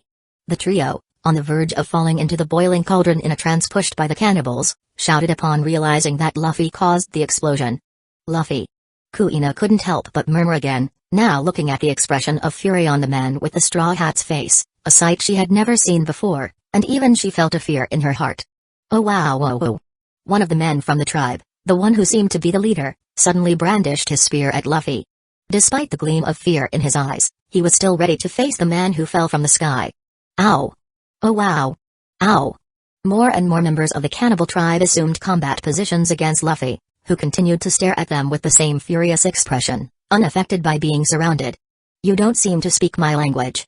Anyway, you've captured my comrades and we're about to kill them, so don't expect any mercy from me. For me, someone who eats their own kind is the kind of being that has fallen among the lowest in this world. Cannibals and hypocrites are the types I don't care whether they live or die. Luffy muttered. Luffy always despised these kinds of people. Of course, the hatred for hypocrites is not for those who tell you to work while they are lazy but for those like Morgan, Rat, Okainu, and the celestial dragons who commit crimes behind the banner of justice or think they are born with some entitlement. More fruit model, amplify human devil fruit, gravity, apply 0.001 times. Some rocks began to levitate from the ground and continued to rise around Luffy without him making any movements. When they reached a certain height, Luffy raised his hand and flicked the small stones. As he was already using the power of gravity, he couldn't increase the speed of the stone, but his body was powerful enough to execute his plan. The stone thrown with the snap of his fingers flew toward the cannibal leader, who was running towards him with a spear, hoping to kill Luffy. It wasn't as powerful as what he did with Krieg using that coin, but it hit the head of the cannibal, piercing through without reaching the other side before he could react. Ow! Their leader fell dead in the next moment, under the gaze of everyone. Seeing this scene, the cannibals were immediately shocked, wondering how the rocks around this man were flying and how he killed the other in the next moment just by raising his hand, as they couldn't see the stone being thrown. They seemed to be facing a figure they usually venerated, wondering how a god appeared here and was apparently unleashing his wrath on them. Oh wow! Oh wow! Oh wow! Oh, oh. Luffy didn't let go of his fury. He began flicking more stones flying around him, aiming them at the tribe. First, he hit all the men near Kuina, Johnny, and Yozaku, keeping them away from any possible danger. The crowd that had been thrown by Luffy before was in a panic, seeking shelter, while more members of their tribe fell. Oh wow! Oh, oh. All the members of the cannibal tribe panicked at this moment. The elderly and women hid in their tents with the children, while the men continued with their spears pointed at them, at least those who were left because Luffy had already killed more than 20 members by now. You don't seem so brave anymore, do you, cannibals?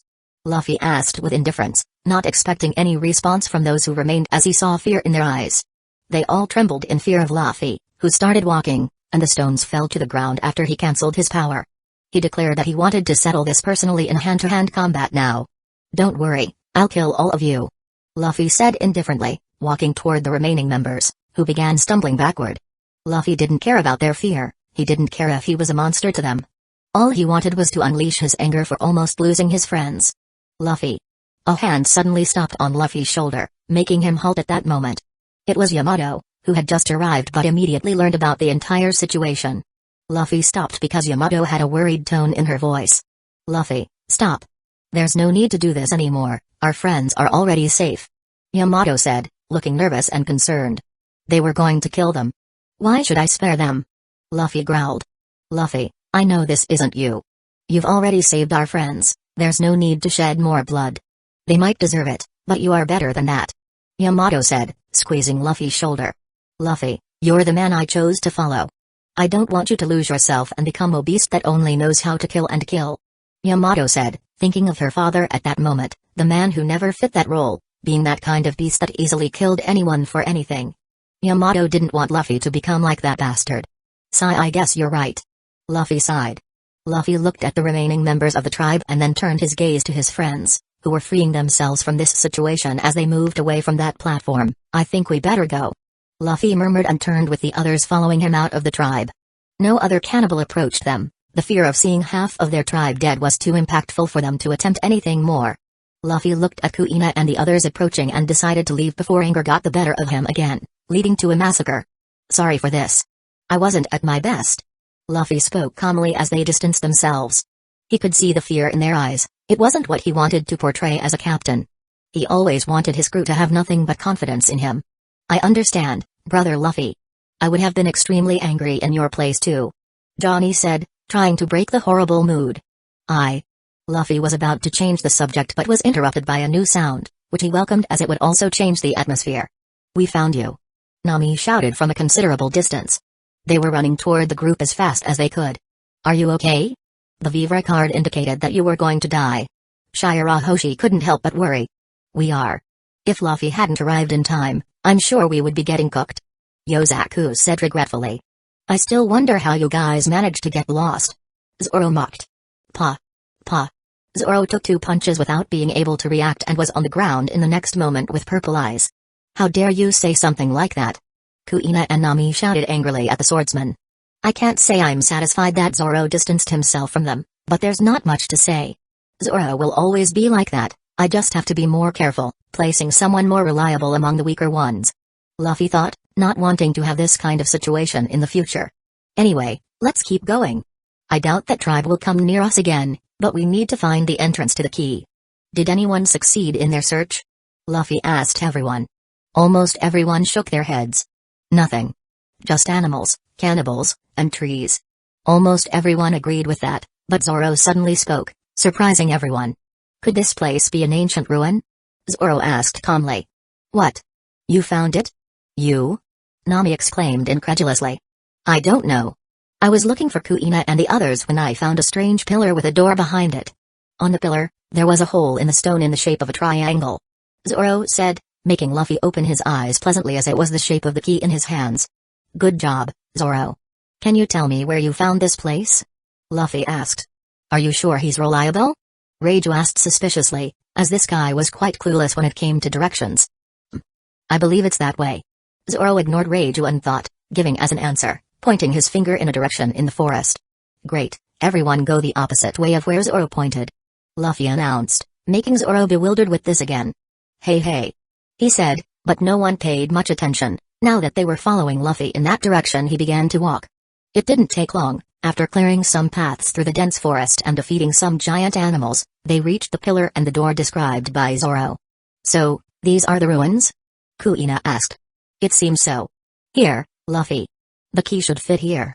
Nami signaled to Luffy, who arrived next to her, looking at the entrance of the pillar. However, the captain approached the gate, wanting to study it before putting the key. This is made of strange material. Luffy muttered. He went to the door and tried to punch it. Boom. More fruit model, amplify human devil fruit, strength, apply 30 times, boom. The explosion from the punch startled the people around, but Luffy was surprised that it didn't even scratch the structure. Yamato, try striking here too, Luffy said, and Yamato approached. Her weapon turned black with haki, and she delivered a blow. Boom. Using a significant portion of her strength, not even a scratch appeared on the surface where her weapon hit. Incredible. She murmured. As I thought, this must be as indestructible as the poneglyphs, Luffy said in admiration. Luffy decided to go to the pillar. Let's see what happens when I put this in, Luffy said, placing the triangular-shaped key into the spot on the stone, sinking it immediately. With a snapping sound, a small light appeared from the key, tracing a line across the pillar. Crack. A lock sound came from the door, and it began to move slowly, but with a sound indicating how heavy they were as they opened. Finally, treasures. Nami shouted as they began to walk toward the entrance, which opened before them. Chapter 51, Mysterious Island 5. Crack. The sound of a lock echoed from the door, and it began to move slowly, but with a sound revealing its weight as it opened. Finally, treasures.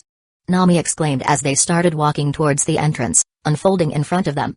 As the doors opened, Nami was ready to rush inside at her highest speed. Wait, Nami, we don't know what we might find in there. Be careful, it's better if everyone stays together. Luffy warned her with a stern look at the cat burglar. He didn't want to have to keep saving her from any trap in this place due to her recklessness. I guess you're right. Nami sighed and admitted, approaching the group again. Let's stick together. If anything unusual happens, let us know, Luffy said and went ahead, leading the group. The first thing they saw after passing the doors was a dark corridor. Luffy raised the palm of his hand, and a purple flame emerged from it in the form of a fireball, floating and fixing above his head, providing light to his surroundings. The now illuminated corridor proved to be made of the same material as the gate, making Luffy even more intrigued about what lay inside this place. But the place had no secrets beyond being hidden on a random island and requiring a key to open, as they hadn't encountered any traps so far. The group continued to the end of the corridor without problems. Once they reached the end, Luffy began to see what looked like a large hall opening in front of the crew, with a staircase leading down to a slightly lower level. Luffy's surprise came when he increased the intensity of his flame, quickly illuminating the entire place. He threw other flames at the ceiling, which was 15 meters high. It was a spacious area with at least 50 meters, a kind of ancient cave or grotto. This time, without all that external material, only natural stone structures and rocks were found here, but Luffy wouldn't be surprised if there was a layer around this chamber, protecting it from any external invaders. As the intensity of Luffy's flame increased, the location revealed its secrets with extraordinary splendor. The light danced on the walls of a vast cave, highlighting the marks of an ancient battle echoing in the atmosphere. Natural stone formations and majestic rock structures composed the environment, giving it a sacred aura. In the center of this monumental chamber, two poneglyphs rested silently, silent witnesses of a long-buried history. Next to them, a pillar stood with dignity, supporting a box that seemed to guard mysteries yet to be revealed. Distant, almost like a vision from another time, was an old and broken ship, whose remnants resembled the legendary Flying Dutchman, evoking an atmosphere of myth and antiquity. With this thought, Luffy turned his face and instinctively looked at Shirahoshi. Shirahoshi is now out of the clutches of Vanderdecken 9, but I'll make sure to kill him when we go to the New World. Luffy thought and returned his attention to the ship. The golden glow escaping from a hole in the side of the ship, a result of centuries of decay, captured the group's attention. The shining gold, now illuminated by Luffy's light, cascaded into a dazzling shower of sparkling sparks, dazzling everyone. The discoveries in the heart of the cave triggered a feeling of awe, as the group found themselves facing an unexplored chapter of history, waiting to be unveiled. That, Kuina said. Gold. A lot of gold. Usopp murmured beside her. Sharky. No, you can't eat that, Megalo. Shirahoshi warned her friend. I've never seen such a quantity before. Yamato argued, but she didn't seem very interested. Are we dreaming, brother? Johnny asked his companion. We must be, brother. Yosaku replied. I never imagined that so much gold could be in just one place. Reiju said with quite a surprise as well. TSK. Is it just gold? Zoro mocked, uninterested. Oh. Chaochu agrees with you, Zoro. But I'm surprised too. I expected this on the Sky Island, but I never thought we'd find so much gold in the East Blue. Luffy said. People didn't even wonder about what he said about the Sky Island, as their sole focus was on the gold reflecting the purple fireballs on the ceiling. However, Luffy didn't mind and turned his face to see the reaction of the person among them who loves gold the most, with interest. Isn't that right, Nami? Luffy smiled at Nami, who stared at all that gold with lifeless eyes. Luffy. Is this real? Nami asked calmly, with the same eyes, and continued. Aren't we dead and come to some kind of heaven for our good deeds? She continued to muse in a trance. Nonsense, silly girl. Go ahead and pick out some pieces for yourself, take whatever you can. Luffy said. He was quite surprised by the gold, but he was more curious about the mysterious box and poneglyphs. He took his first steps towards the chest on the pillar and a stone with ancient inscriptions. Luffy didn't care about the gold anymore beyond his initial surprise. Of course, it was a very pleasant surprise, it would greatly accelerate his plans with something like this, but he had his thoughts on the contents of that part, as they seemed more important than the treasures. Yamato decided to follow Luffy instead of the majority of the crew, who chose to run for the gold. Luffy approached and stood in front of the pillar chest, next to the poneglyphs. Let's see what's inside this box, because I'm almost sure that this box must be the most important thing in this chamber. They seem to have died a long time ago. Yamato commented beside them. In the nearby area, they noticed that there were 6 long decomposed skeletons. They wore samurai armor, and there was a complete sword among them. It looks like they built this place a long time ago, then fled from something and fought in this same chamber to protect their items, especially this box. Luffy analyzed the place. There are also signs of a fight. They could have locked themselves in with the enemy, but how does that explain the ship with gold appearing here, buried in the middle of an island practically? Yamato asked curiously. The place had many holes, even the ship looked like it came out of the war before coming here, only adding to the mystery of this place. Luffy couldn't imagine how it ended up in this place, perfectly understanding Yamato's logical thinking. Yes, there was a battle in this place. Strange. And no, I have no idea how that ship appeared here. Luffy murmured with all this mystery. Anyway, let's see what's in this box. Unfortunately, I don't know what to do with these stones with a strange language. Luffy said, approaching the chest. As soon as he opened it, he was surprised by the content inside. The box was fancy and had something peculiar inside, carefully placed. A fruit? What kind of devil fruit could it be? Yamato asked beside him, sounding somewhat surprised as soon as she saw what was inside the box. Strange. I don't recognize this fruit, and I don't remember it in the encyclopedia here. Luffy murmured. Luffy said, taking the book from his pocket and flipping through it to make sure of his doubts. The fruit was shaped like a canine paw with 3 colors, red on the right, blue in the middle, and white on the left, something quite intriguing for Luffy and Yamato. Anyway, I'll save it for later. Luffy took the box after closing it and shrank its size, putting it in his pocket. His attention turned to the poneglyphs now. These stones are quite hard. Yamato commented, touching one of them. Yes, your father has one of them in particular, somewhere on Onigashima. Luffy commented. Really? What are they for? Yamato asked, a bit curious about their purpose. She didn't know them yet. As far as I know, they seem to have 3 functions in my opinion. 1. Narrate history. 2. Tell about prophecies and ancient weapons. And 3. The red stones give the location of the One Piece. Luffy commented, leaving Yamato wide-eyed, knowing the value of these stones, especially the last use that Luffy mentioned. Really? She couldn't help but be surprised now, making Luffy look strangely at her. Don't you know? These are called poneglyphs. I'm sure Odin used to read them in his time. Luffy spoke. Are these things poneglyphs? Then I must read them too, she said with determination after realizing that these are the stones described in Odin's diary that he used to report in his journal. Still, she had never seen one before, so she didn't recognize them. I doubt you can, only one person could do that. I really hope she comes to my ship soon. Luffy commented, thinking of Robin. Of all the characters in One Piece, Robin was the woman he most wanted by his side. He had always been captivated by her for some reason. Her story was quite sad, and that made him very eager to protect her. He stopped summoning her when he had the cards because he knew she wouldn't simply trust him at that moment. So he decided to recruit people more easily and would wait to talk to Robin in Alabasta once they reached the Grand Line. I see. Yamato nodded with Luffy, seeing that she couldn't understand anything about those symbols, no matter how hard she tried. Luffy touched the poneglyphs, thinking that his best chances of gaining knowledge were to copy them on paper, but he didn't stop trying to use his fruit to run a test. To his surprise, it really worked. One of the poneglyphs he touched began to shrink, getting smaller and smaller. Ow! You got one. Yamato said next to him.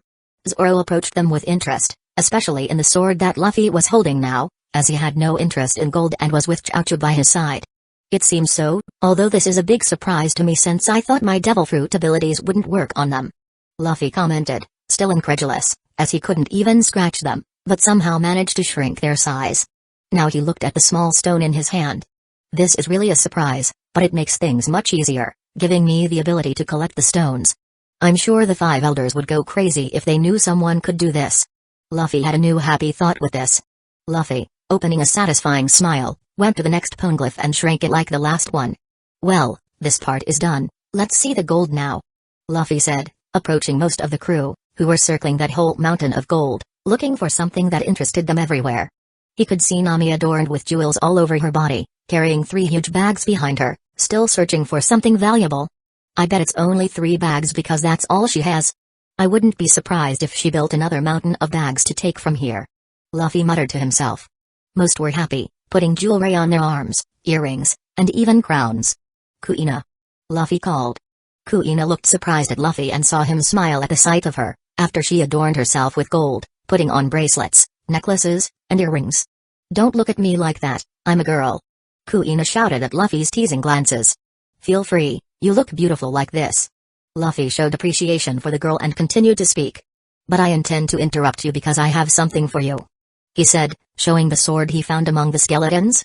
Zoro next to Luffy couldn't help but be surprised by this, just like Kuina. This? What kind of sword is it? Kuina couldn't help but be surprised as she hurried towards Luffy. It's Tensuzangetsu, a sword on the same level as your old Wado Ikamanji. It's cursed, so its rank isn't higher, but it could be among the top 12. Its last user appeared 300 years ago, and it was lost since then. Now it's yours. I believe it will help, and if you master it, it will be among the main legendary weapons. Luffy said the description he read in the weapons encyclopedia as soon as he saw the weapon and smiled at Kuina, who looked strangely at him. You should have this weapon, your saber was destroyed by Mihawk. Kuina commented, trying to deny. That's not important to me, I'll soon have my own sword shortly after we reach the Grand Line, so I'll simply discard any weapon I have on hand. That's why I prefer to give you the sword." Luffy spoke sincerely, gaining some admiration from the people around him who heard it. "I don't know what to say. Thank you, but this won't make me join your crew for this reason." Kuina stuck her tongue out at Luffy and took the sword from his hands but thanked him with a look to the man in the straw hat. She wasted no time and pulled the blade out of the sheath to admire the sharpness of the blade, which didn't seem to be affected despite centuries locked in a cave. Luffy smiled at this. He didn't expect anything more from Kuina, but he always liked the way the girl acted tough. He left her with the sword and went to the gold right after. He looked at the whole group dressed in gold and found it amusing. Shihoshi seemed to be adorning Megalo while laughing at him with amusement, and Megalo didn't seem to like it much. Usopp, Johnny, and Yozaku thought they were in a pool of gold as they swam among the treasures with happiness. Reiju was next to them, patiently choosing an earring and a kitchen knife made of gold. "Have you taken what interested you? I'll take the rest of the gold," Luffy simply said, approaching. "Luffy-sama? No. Nami, seeing what Luffy was going to do, had a premonition that appeared even in the worst nightmares. "Stop him. Don't let him touch the gold for anything in this world," Nami shouted, running to Luffy, trying to prevent him from making that witchcraft of making money and gold disappear. But it was too late. The gold began to be sucked as soon as he touched it with his hands, like a black hole, and only large amounts of gold were pulled into Luffy's hand as if he had opened a portal, leaving everyone who had the gold unharmed and unaffected as they watched the gold flow into Luffy's hand. Everyone was surprised by this because tons of gold disappeared into Luffy's hands in a few seconds under everyone's gaze, leaving only the gold that everyone was carrying and adorning themselves with. Chop money, 7,920,000,000 Baileys. Luffy looked with satisfaction at the nearly 8 billion he now possessed. No. Nami's scream was so loud that it passed through the camera barrier and even startled the cannibals in their tribe at that moment, wondering what kind of creature had been hurt so much to let out such a lamentable scream. Chapter 52, Mysterious Island 6. Luffy noted his gains. An unknown devil fruit, shaped like an apple with 3 colors, red, blue, and white. Last but not least, 2 poneglyphs that he somehow managed to shrink for compactness. Luffy was sure that he could describe what that strange fruit was and its story of how it ended up there, along with some mysterious history, but that would have to wait. I'll have to ask Robin when we get to Alabasta. For now, it's better not to consume the fruit since it's not described in the Devil Fruit Encyclopedia. But it's clear that it's special, otherwise, the government wouldn't have been searching for it for centuries. I'll have to figure out what it does and then give it to whoever is most suitable for this fruit before having someone from the crew eat it. Luffy concluded and moved on to the next treasure. An enormous amount of gold that he absorbed into the system. Chop money, 7,920,000,000 Baileys, that's a lot, a whole lot of money. Luffy was in awe of the immense wealth he had acquired on this ship inside the cave. Nami still wept for all those mountains of money disappearing from one moment to the next, thanks to Luffy and his sorcery. I don't want to waste any more time here. We've explored the whole place, now let's move forward because I know you all have questions, and I want to explain some things to you. Luffy said, prompting everyone to follow quickly. There were many questions, but he promised to answer them all, so everyone waited. Soon, they exited the cave. With Luffy removing the key, the doors began to close, and they continued through the forest toward the beach. Looks like Lami is here too, Yamato said after a while as everyone approached the beach. They were already at the last trees, and soon they spotted the marine ship with a boat beside it and a massive empty raft. Lami and Bippo were waiting for them. As the group approached them, Lami broke the silence first. I was ready to go after you, it was quite boring here. Lami lamented and looked at the group, not recognizing Johnny, Yozaku, and Reiju. You guys seem to have left some behind, but still, the group has increased even more. Lami said with a smile, as the strange couple was nowhere to be found, but the number of people did not decrease. New companions? Bippo exclaimed beside her. A talking bear. Johnny and Yozaku said simultaneously, surprised. What a strange group. Reiju found these people increasingly peculiar, and their numbers seemed to be growing even more. Lami looked at the woman she didn't know, and somehow, when their eyes met, it seemed like sparks flew between them. It looked like, from that moment on, they would be sworn enemies. Luffy looked at that a bit worried, but before he could say anything, someone shouted. Wait. You're that woman with the bear from the newspaper. Johnny shouted strangely, recognizing Lami now along with Bippo. You guys are the new bounty hunters from the East Blue. We're your fans after you took down Buggy the Clown. They shouted in unison. They're not our companions, right? Lami asked with a grimace at this strange duo that was screaming in admiration for her, ignoring her words. No, they're just accompanying us like Kuina. Luffy said, smiling. I see. Anyway, it looks like you guys have been through some things. Lami commented, observing the remaining excitement of some with gold adorning everything they could, while others seemed to be in a state of depression, like Nami in a corner with tears since they left that cave, even though she had 3 bags of gold behind her. Oh, and did you get the money for Kuro and his crew? Luffy asked. Yes, 16 million for the captain and his crew. But the Marines were bothering us this time, especially the base commander, as he wanted me to join under his command, and Morgan's newspaper wanted to schedule an interview. Like, I'm just handing over pirates, I don't know why I'm getting so much attention. Lami complained to Luffy. It doesn't seem like much, really. Rage scoffed in a mocking tone. What did you say? Lami didn't like what the pink-haired woman said, even though she seemed to have some logic in her words. For some reason, Lami didn't like it when it came out of her mouth. Meanwhile, Bippo took a bag of Baileys from the boat and placed it in front of Luffy. There are 25 million, Captain. Bippo said. That's good, even more than Buggy. Luffy commented, making the money disappear, and Nami, seeing this, cried even more. Kuro? You captured Kuro? Is he still alive? Yozaku said admirably, now recognizing the conversation between them. You're amazing, Sister Lami. Johnny said, causing Lami to grimace again. It wasn't Lami who caught him. He was killed by Usopp. Luffy clarified. Brother Usopp? Both bounty hunters exclaimed in surprise. Of course, it was me. Usopp said proudly, not wanting to dwell on the fact that he almost died on that occasion. Wait a minute. Lami is handing over a pirate crew you captured? Johnny asked strangely. Even that old clown, Luffy-sama beat him, and Lami-sama traded him for Baileys. Shirahoshi said. Why are you all looking at me like that? Lami is a crew member.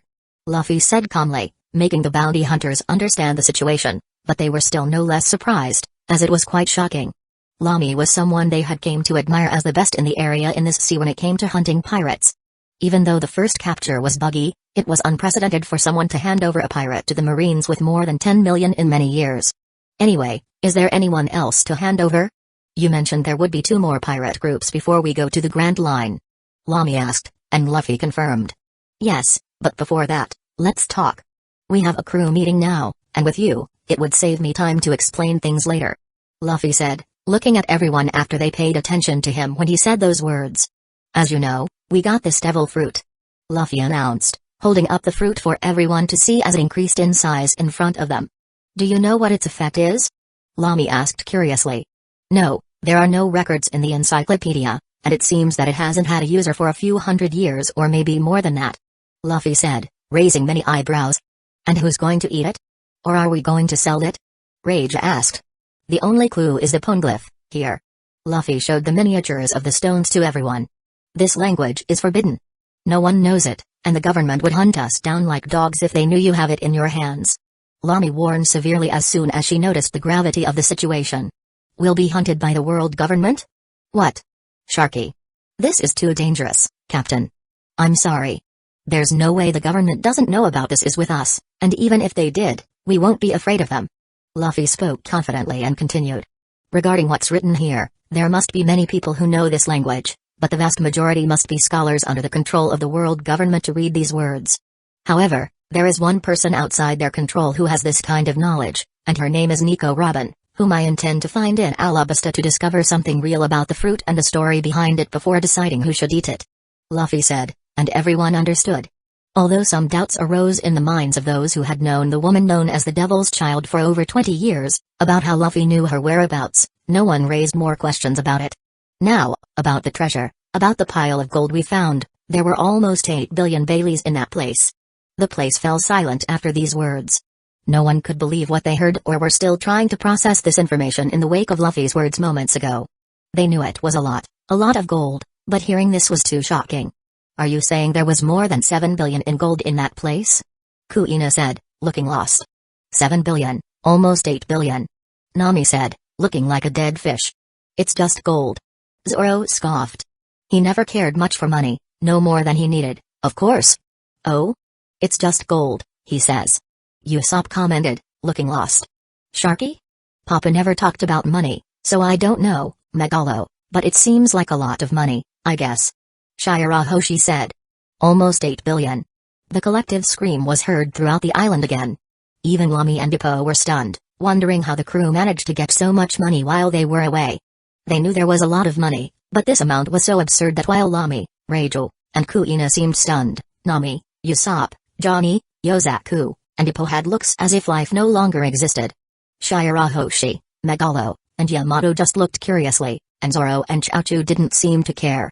There was this money, but I've already spent all the money while we were coming to the beach. Luffy announced, earning even more astonished looks. Luffy. How did you spend almost 8 billion on this path from the cave to the beach, which lasted only an hour? Nami asked in a lifeless tone. She seemed unable to bear it anymore and flew at Luffy with so much anger that it didn't even seem like her captain was a monster. The punches hit Luffy with all the force of the girl, but it only made Nami cry as she tried to alleviate the pain in her fists after connecting them with Luffy's tough skin. Ha ha ha ha. Let me explain first. Luffy ignored the fact that Nami tried to hit him and continued with a cheerful laugh. I have a special ability, which everyone deserves to know. I have a power that can exchange Baileys for other items at market prices. Luffy said, and extending his hand, a white devil fruit with green stripes appeared in the shape of an orange with wings. I traded most of the money for this fruit. Luffy said, showing the fruit. Everyone, without exception, looked curiously at this devil fruit. What kind of fruit is it? Lami asked. It's not one you know or is in the encyclopedia, but it's more expensive than your Operation Fruit model, modification human. Luffy smiled. What, is it worth more than 4.5 billion? Lami exclaimed in amazement now. 4.5 billion? Luffy, you spent more than that on this fruit? Nami shouted at Luffy, but didn't try to hit him this time, as it didn't yield much result last time, but she had no less desire to do so. Yes, I bought it because I know it will be useful, since this fruit will be yours. Luffy said, turning to Nami, who still held his hand in pain, and showed her the fruit, leaving her stunned. What are you saying? Are you going to give it to me? Nami was speechless after that question. Yes, I was thinking of the best way to deal with Arlong. I came to the conclusion that you should do it with your own hands, so I spent 5 billion on this fruit. I already intended to give it to you anyway when I had the money, so it just came earlier than I imagined. With it, you will be one of the most powerful in the group once you consume it. Luffy spoke. 5 billion Luffy, you can't give me this. It's too much money. Nami may love money, but she knows her place when she needs to. 5 billion is an amount she never dreamed of having in her life, but now, this man she decided to call captain said he would free her land with something so valuable, he was giving her such a precious gift. I've already decided, it's yours. Luffy smiled. But what about the others? Why give me this power when others might be more useful than me? Nami insisted. Don't worry, I have this book, which I bought for another 2 billion. It's a manual of the 6 styles of the Navy, and it's not just any, but the best in the world, used only by the elite of the world government. Luffy said, showing a decorated and protected book cover. 2 billion? What are these 6 styles? Kuina was the first to ask, making Luffy earn more curious looks. Incredible Luffy, you got that. Lami said with an admiring look, as she knows a bit about these techniques, just as Reiju knows a bit from the time of Germa. Is it that amazing? Zoro asked with curiosity. These 6 styles are powerful techniques used by the elite of the Navy and world government. There are many useful techniques, one of them is that you can step on the air as if it were solid ground. You can practically fly with your jumps. Reiju said. Now, eat this, Nami. Luffy said, handing the fruit to Nami. Just eat, no one will complain. Don't you want the power to avenge your mother? Luffy asked. He knew that no one would mind all that treasure being invested in a fruit in Nami's hands, and even if someone complained, he wouldn't care, as he is the captain and decided so. Yes, you're right. Nami finally said, reaching out and eating the fruit at that moment. What a terrible taste. Nami almost spat out everything she put in her mouth, but seeing that she was eating 5 billion Baileys, she quickly put the whole fruit in her mouth and tried not to vomit in the next moment. Her captain smiled at this and announced. Congratulations, Nami, you ate the Life fruit model, Garuda. Luffy said happily and looked at Nami's status in the system. Chapter 53, Mysterious Island 7. What? Nami exclaimed, feeling the changes in her body like never before in her entire life. She seemed to be experiencing immediate transformations upon consuming the fruit. Are you feeling the effects already? Ha ha ha ha. That's good. Luffy commented, watching Nami look at her hands in disbelief as some lines of green energy appeared and disappeared rapidly, as she didn't have much control. Everyone around was curious about these changes the navigator and the captain were talking about because Nami didn't seem to have changed physically in the eyes of the group. Luffy, I feel much stronger for some reason, it's like I'm overflowing with energy. Nami forgot about the fact that she had depression after seeing billions of Baileys disappear before her eyes for a new feeling of ecstasy at this moment, feeling the changes in her body. Ha ha ha ha ha. That's how it is, let's do a test. Punch me now. I want to see what you're capable of right now. Luffy spoke excitedly, and Nami agreed with the captain. Approaching him, under the gaze of everyone, she leaned back with her arm and punched Luffy in the chest, who was using no support other than his own physical strength to withstand the blow. Boom. Nami punched Luffy point blank, causing him to recoil 10 meters with the impact in the next moment, while his feet were dragged by the beach sand. The expression of surprise was collective because they saw her try to punch Luffy a moment ago without even scratching his body. Even Luffy looked at her with some amusement. Now she had much stronger strength, even though, despite everything, she only made him retreat a few meters, but this was a surprising change in the captain's opinion, as she used to be the weakest in the group until a moment ago. Ha ha ha. Luffy began to laugh while massaging the part hit by her punch. I can say I felt that, Nami. Good job, but your potential is much more than that. Luffy was getting more and more excited. One thing is to be a strong captain and have to do everything for the crew while being practically a babysitter in the group, another is to have capable and reliable companions that Luffy could trust for tasks too dangerous for most people. He wanted a crew like that. Luffy, how did I become so strong? Nami knew she had changed, but her punch was so powerful that it surprised her to the core. She would have killed a normal person with that. She still had difficulty absorbing this information. Nami. Don't underestimate yourself, this is just an initial strength.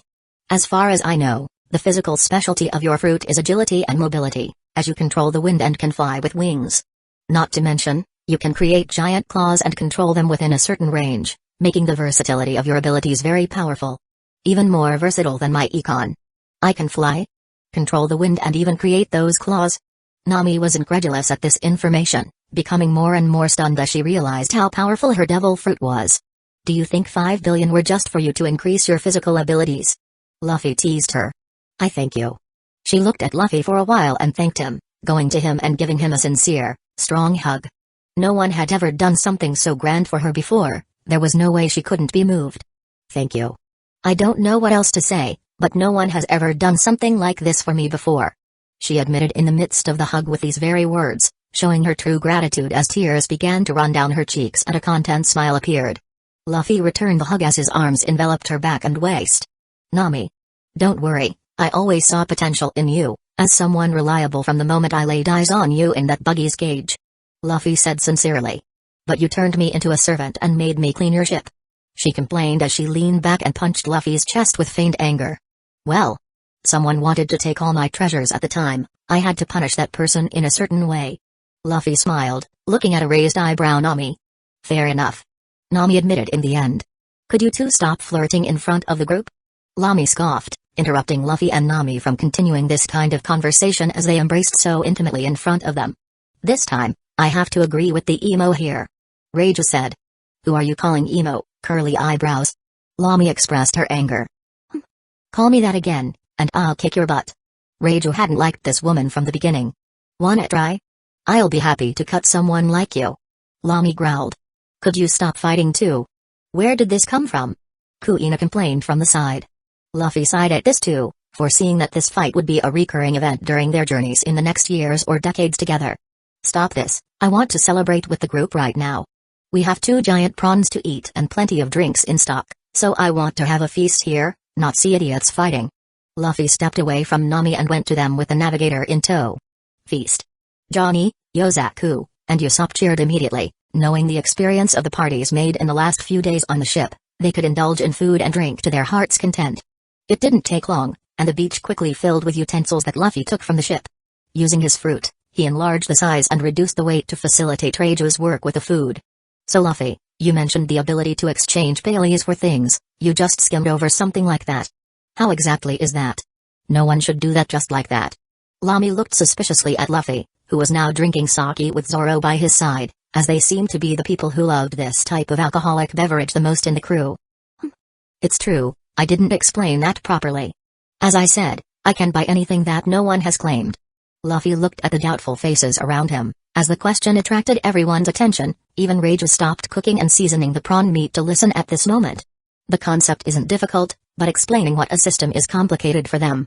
Luffy murmured and continued his reasoning with the group. The money I touch and make disappear isn't the power of my fruit shrinking its size.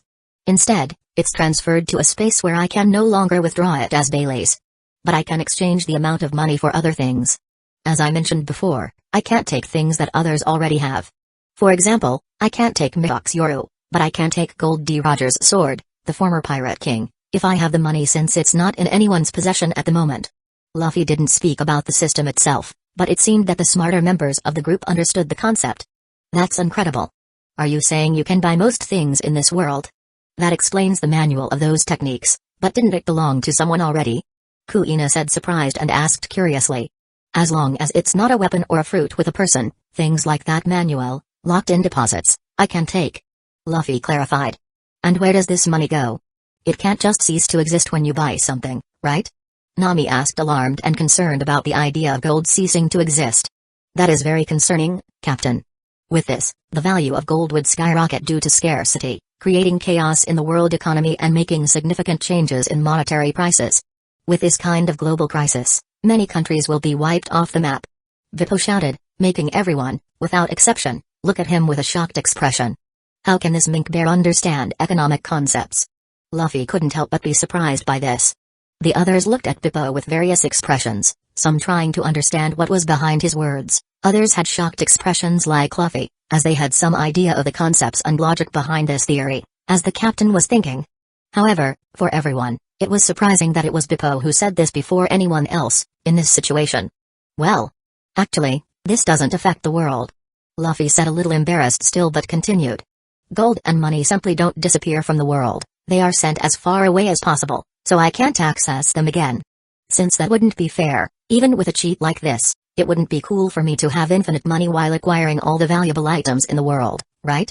Now some lucky person should come across some part of this hidden gold, probably on the other side of the world right now. Luffy clarified. I understand.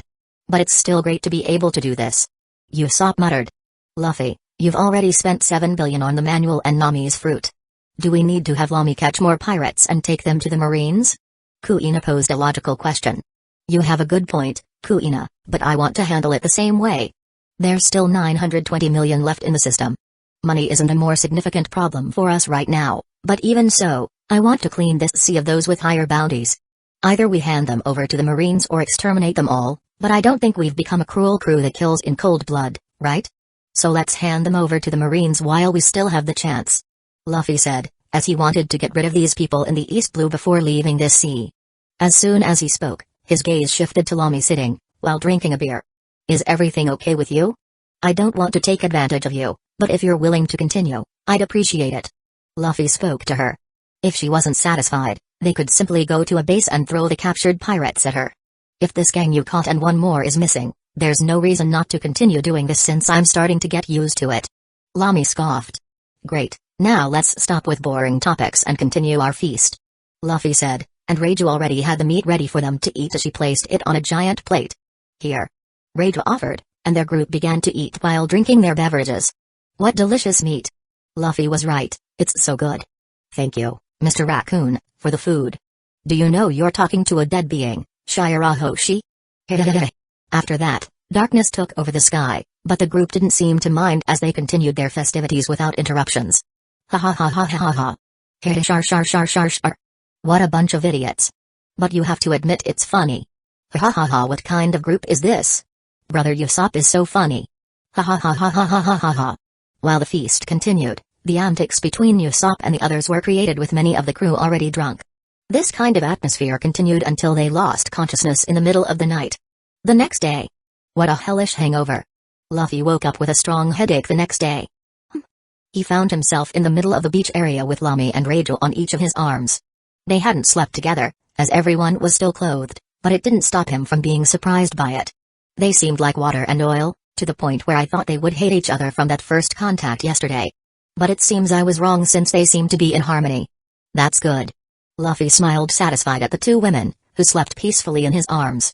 As much as I like being between two beauties, I have things to do this morning. Luffy complained to himself and carefully removed his arms from the girls and got up without waking them. As soon as he got up, he saw the state of his crew. They were scattered all over the beach quite stupidly.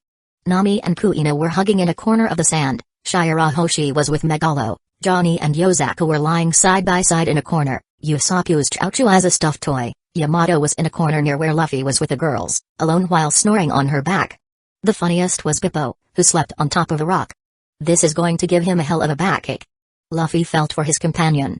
But to Luffy's surprise, when he looked for the swordsman of the group, wondering if he had lost again, he noticed Zoro drinking in front of yesterday's old bonfire. "You woke up, Captain." He greeted Luffy, smiling. "Damn, Zoro, you can sometimes drink more than me. Aren't you hungover?" Luffy spoke a bit surprised. "I guess not." Zoro shrugged. "Whatever, I'm going to do some things, don't bother me right now," Luffy said and went to the beach, where there were the marine boats and the boat Lamy used. Luffy went to a more secluded corner and took a box from his pocket containing his official ship, the Black Pearl. A name he had decided on a few days ago. He took it out of the box and resized it to its normal size in front of him. Seeing the comical boat, he didn't need any effort to open the system the next moment.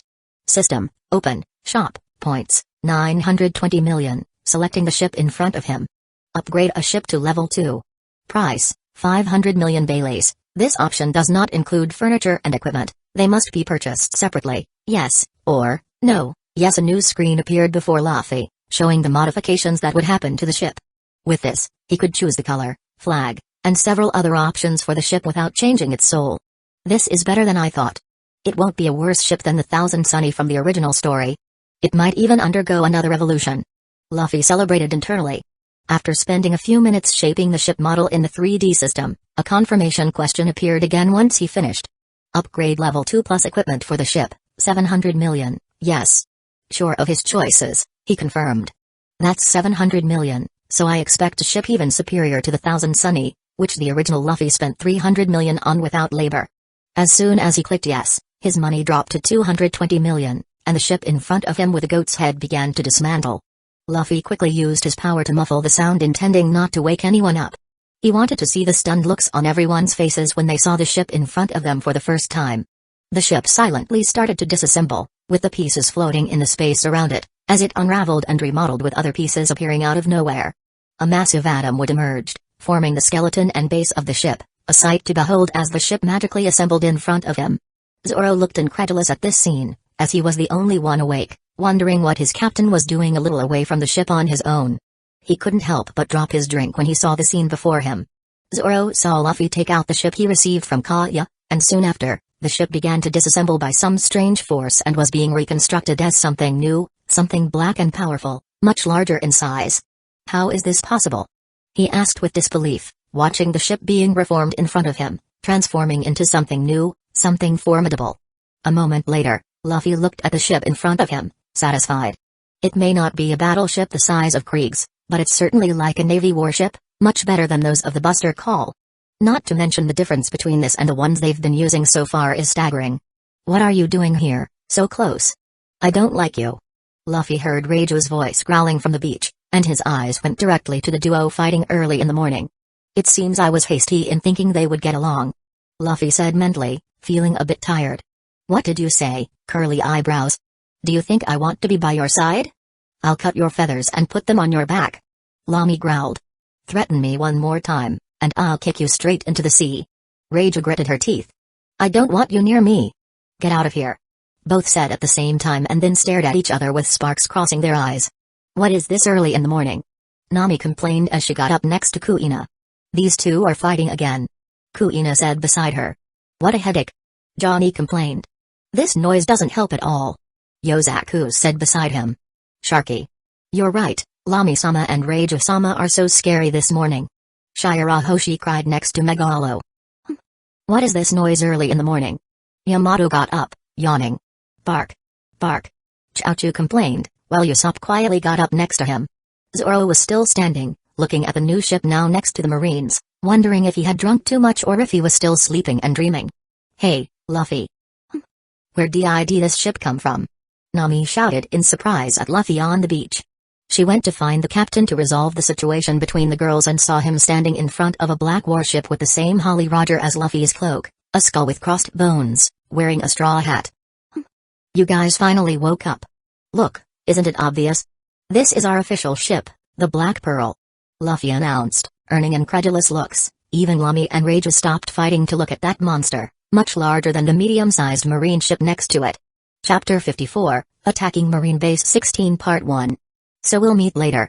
Lami announced on the marine ship, securing it to the dinghy with Krieg's prisoners, who looked annoying as they cried for freedom. Luffy didn't even feed them properly, so the group could only cry when their sizes returned to normal. Yeah, I decreased the temporary weight of the ship to make it easier to take it to the next naval base. Don't forget to say that you took this ship from us after a confrontation. Maybe the Marines will reward you with some gold, and I don't want to miss that opportunity. Luffy told Lami. Wait, Luffy, why is she leaving? Isn't there a base near Kokoyasi Village Island? Wouldn't base Naval 16 be faster for Lami? Nami asked, even making Lami look at Luffy with questioning eyes, expecting him to clarify this.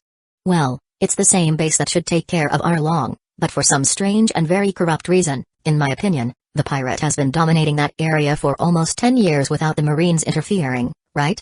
Luffy asked Nami, who quickly understood what the captain was talking about, as she knew how corrupt the Marines of that base were and had strong connections with Arlong. I understand. Lami also understood. And more importantly, why would I deliver pirates to a base that I plan to rob at the next stop? Luffy smiled, earning raised eyebrows from those who heard it. What do you mean, Luffy? Kuina asked a bit cautiously. Our first stop before Arlong is base Naval 16, I plan to loot that place before moving on. Luffy had a sadistic smile as he spoke these words. The Marines will be very angry about this. Zoro commented. It's not like we haven't attacked a base before, right, Zoro? Luffy retorted. Whatever, I hope to find someone to fight. Zoro muttered. Anyway, let's say our goodbyes.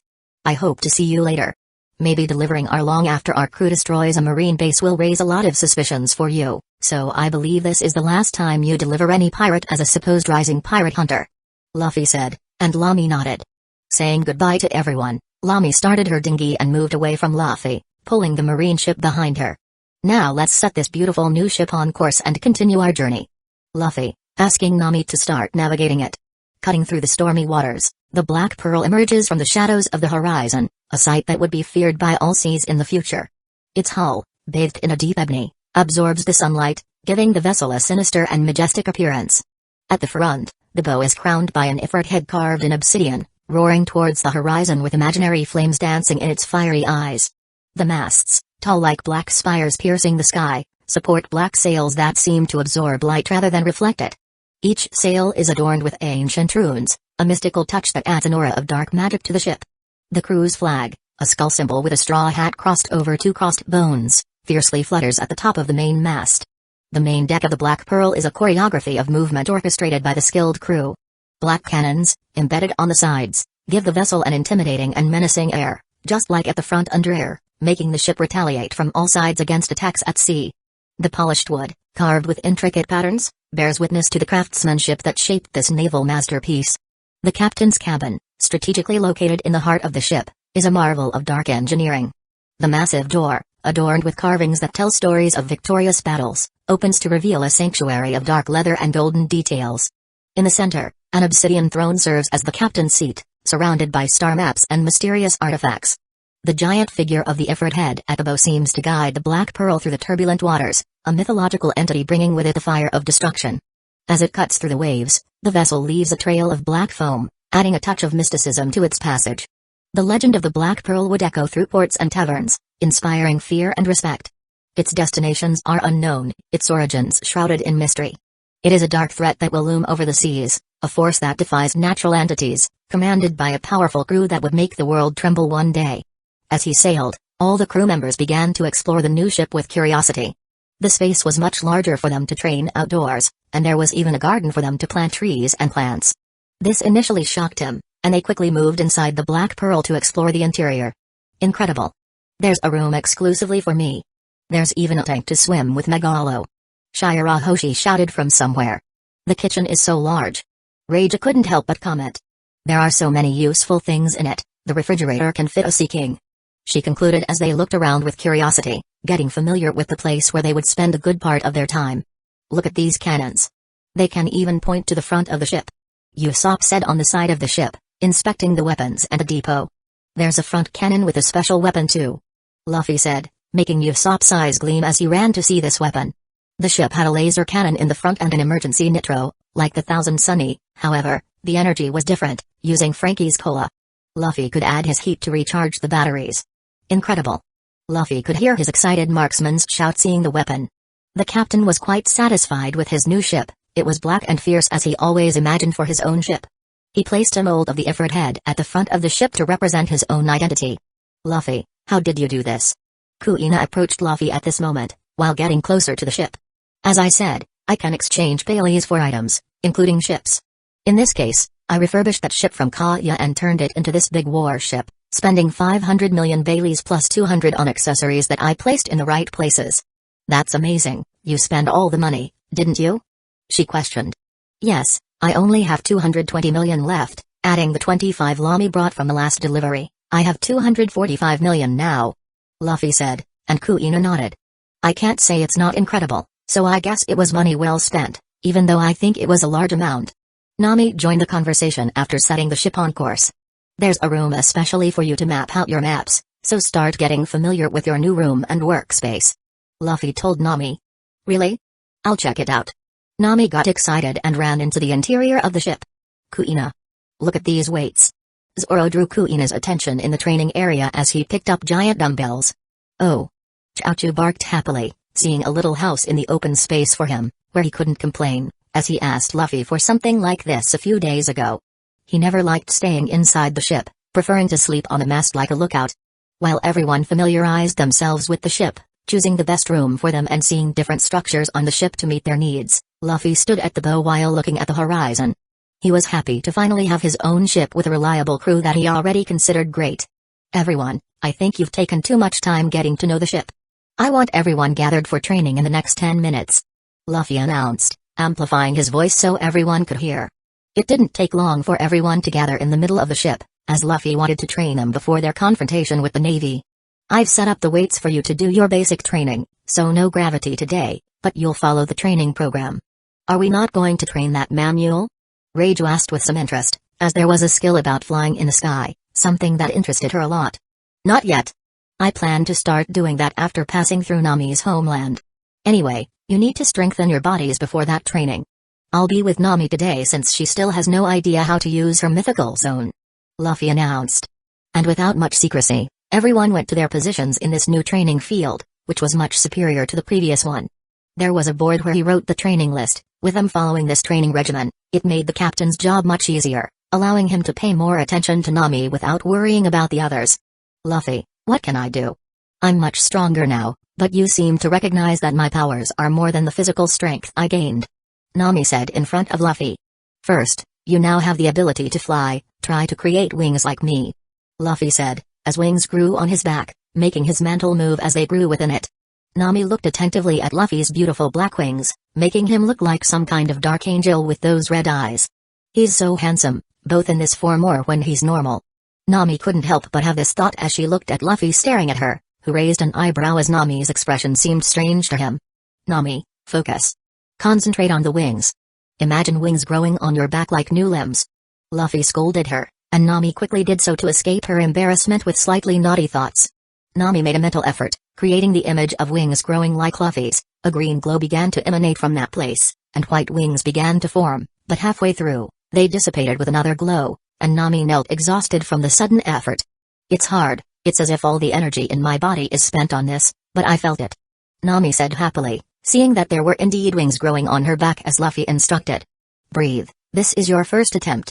I know you're excited to fly, but let's take it easy, even if you have to face Arlong tomorrow, Luffy said, surprising Nami a bit. Tomorrow? I thought we would arrive today with the speed of the ship. It's much faster than the Navy's, and with your devil fruit, that wouldn't be a problem, Nami complained, wanting to reach her village as soon as possible. Hold on there, miss. I want to arrive tomorrow for a reason. I want you to be ready to fight that fishman, otherwise, you'll lose if you're not yet accustomed to your body. I know your new powers have made you confident, but you must be familiar with them first before this fight. Luffy gave her a lecture. I understand. Nami acknowledged Luffy's reasoning and stood up for another attempt. She tried to create the wings 3 times. With each attempt, she improved, and on the last one, she created a huge white wing with a 2-meter span, completing this phase 1 of her transformation. I have wings. Nami jumped for joy, seeing the result of her efforts. That's good, now let's get you used to them before we start flying, Luffy said, and they trained without Nami being able to undo her wings, something that impressed Luffy with apparently a natural talent from the girl, who was getting used to the transformation quickly. Great, let's stop here, you seem to be getting used to the wings. Now let's start your first flight. These wings are like any limb of your body, it's something like running, putting force into your legs, you gain speed. Use this concept, because at least for me, it works. Luffy crossed his arms and waited for Nami to try taking flight. Nami began to get used to the movements and control of these wings as she moved them. She started flapping them to gain strength to lift off the ground. After starting to flap with the wings rapidly, forming a wind on the ship's deck, she began to move away from the ship's wood. I'm doing it. Nami shouted excitedly as she ascended in front of Luffy, who let his hair get messy after receiving the wind from those wings. Well done.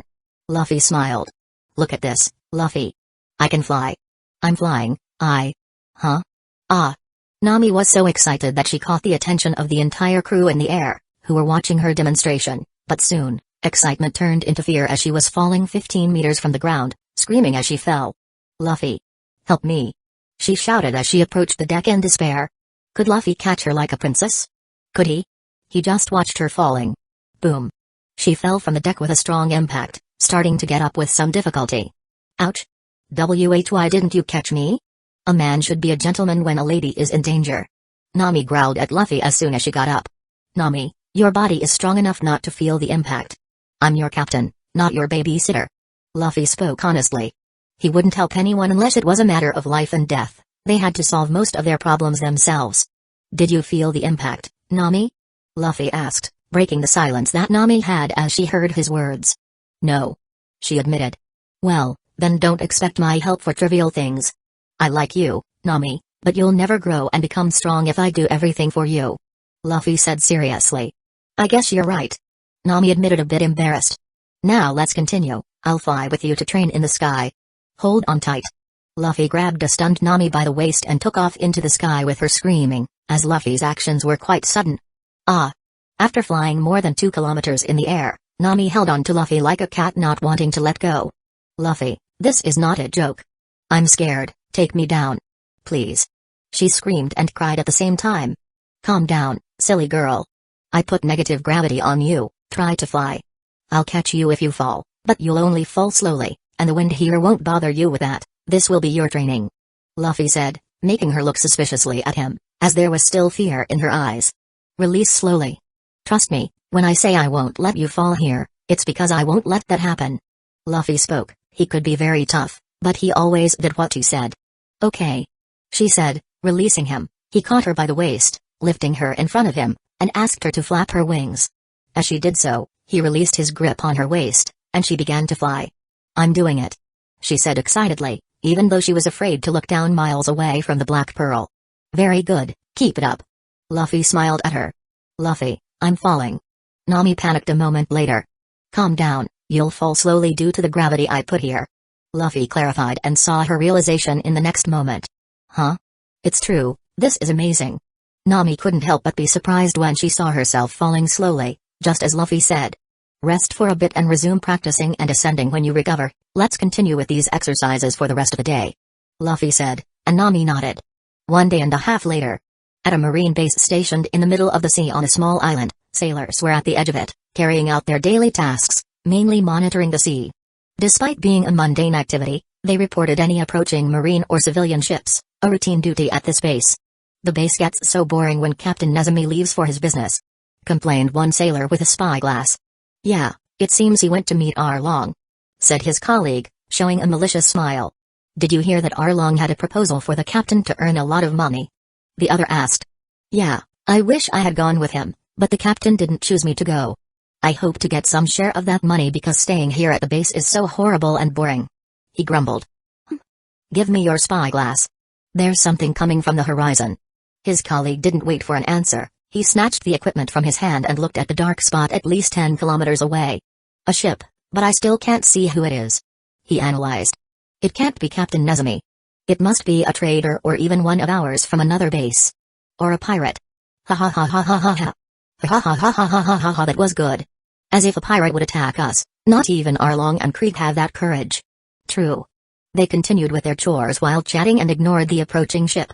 Hey, that ship is already so close, it looks so strange, don't you think? True, but wait, isn't that a warship and still with a pirate flag? Look at that flag, let me see it through the spyglass. What? It's a pirate ship. That flag is Straw Hat Pirate with a bounty of 10 million. Sound the alarm. Alarm, alarm, alarm, alarm. The sound stirred the entire base. Meanwhile, Luffy looked at the bow of the ship standing on the head of Ifrit that he placed in front of the ship. He looked forward with crossed arms, and his cloak lifted with the wind from the ship's speed. They finally saw us, but they took so long that we're only 1.5 kilometers away from them. What a bunch of idiots and slackers. Luffy snorted at this, as they had managed to approach so closely without drawing much attention so far.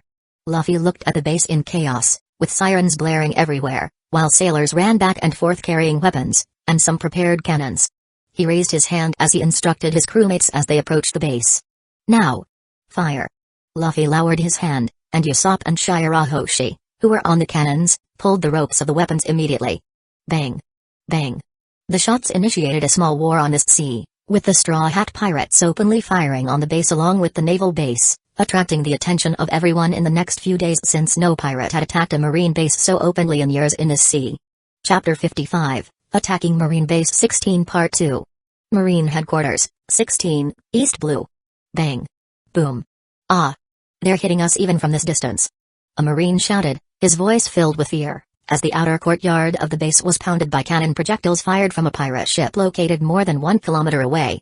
The impact was terrifying, as the base's weapons had an effective range of only 800 meters, leaving them at a considerable disadvantage. Man the warships. We need to confront them at sea.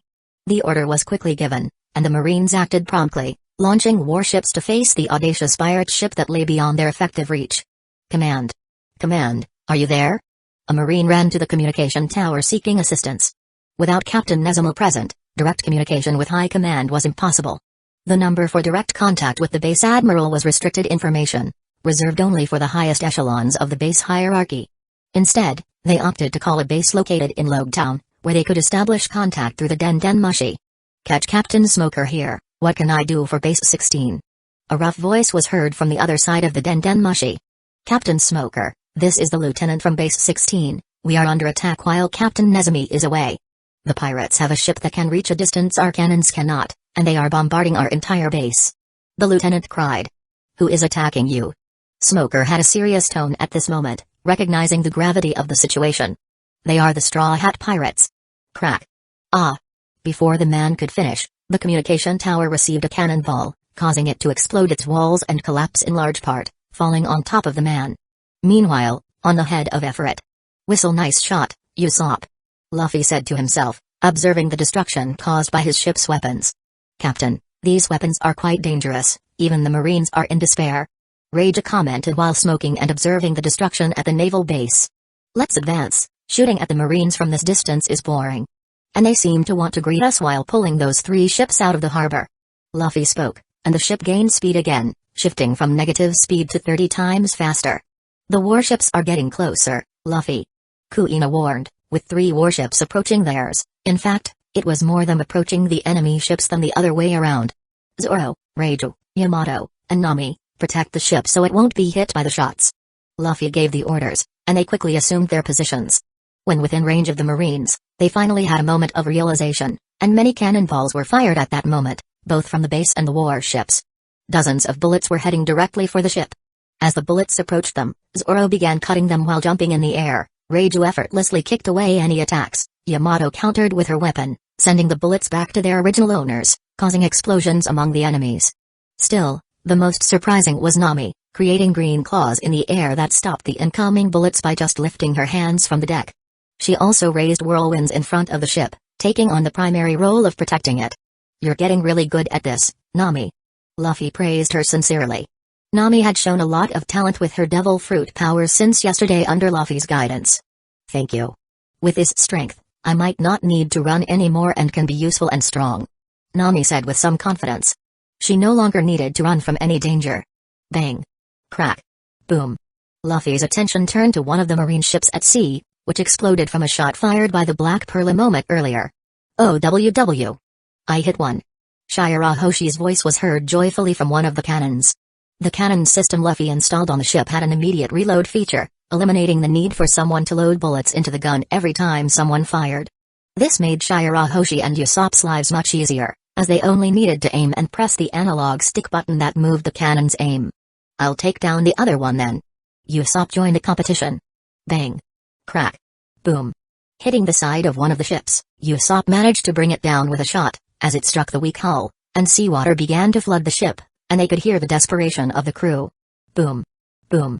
Boom. Boom.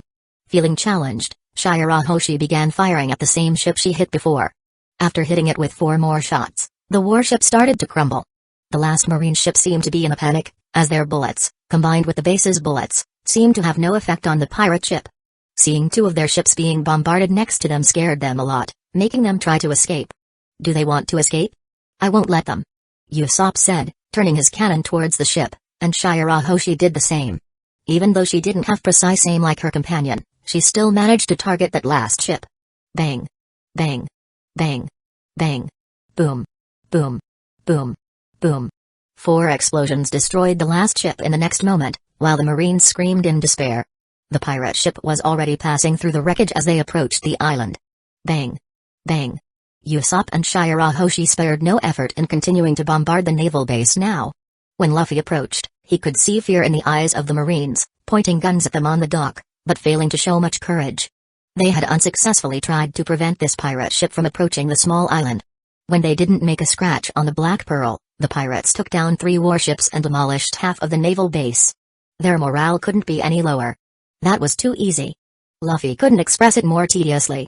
He had expected more of a challenge, but looking at the Marines, it was clear they had lost the fighting spirit. You're the Straw Hat Pirates. Do you have any idea what you've done today? The Marines will hunt you to the ends of this world. One of them, seemingly the current leader, said angrily, with at least 200 Marines behind him. You're not Captain Nezumi. I expected to find him here. Did he die from the cannon shots? Luffy casually asked the man as he descended from his ship. Captain Nezumi is away, but even so, you won't get away with this, pirate. He growled. That's not important, you should worry about your own life rather than the consequences of me attacking the Navy. Luffy mocked in front of his ship. The Black Pearl was in front of the port, at least the part that was still intact, as half of the base had been hit by his 2 marksmen. The port was no exception. Luffy wasted no more time and began walking directly in front of the Marines. What do you want, Monkey D. Luffy, pirate scum? The man snarled with some confidence as he prepared to shoot. Isn't it obvious? I am here to plunder this base. Luffy said, flashing a greedy smile. What did you say? This left everyone stunned. They expected pirates to plunder villages and towns, but a marine base in the middle of the sea? It wasn't a very common activity, especially for newcomers in such a weak sea. You're doomed, listen to what I'm saying. Justice will always prevail. Yamato, can you use your conqueror's haki? Take down these annoying men, quickly. Luffy requested Yamato, who promptly positioned herself beside him, releasing her intimidating aura. Yamato's expression became determined, her eyes shone with an indomitable energy. Although not a master of conqueror's haki, knocking out 200 low-ranking soldiers, along with some hidden within a 300-meter area, was an easy task for her. The energy permeated the entire place before everyone's eyes rolled back, and they foamed at the mouth. A moment later, all of them fell to the ground unconscious. Incredible, how did she do that? Kuina exclaimed, amazed, as she approached with the rest of the crew. Yamato's impressive aura, reinforced by conqueror's haki, left everyone in awe of the display of power. Yamato is so strong. Nami couldn't help but comment. That will be explained later with the 6 styles. For now, I want to plunder this base before heading to Kokoyasi village as fast as possible. Luffy shrugged, not wanting to explain something like that in the middle of robbing the Marines.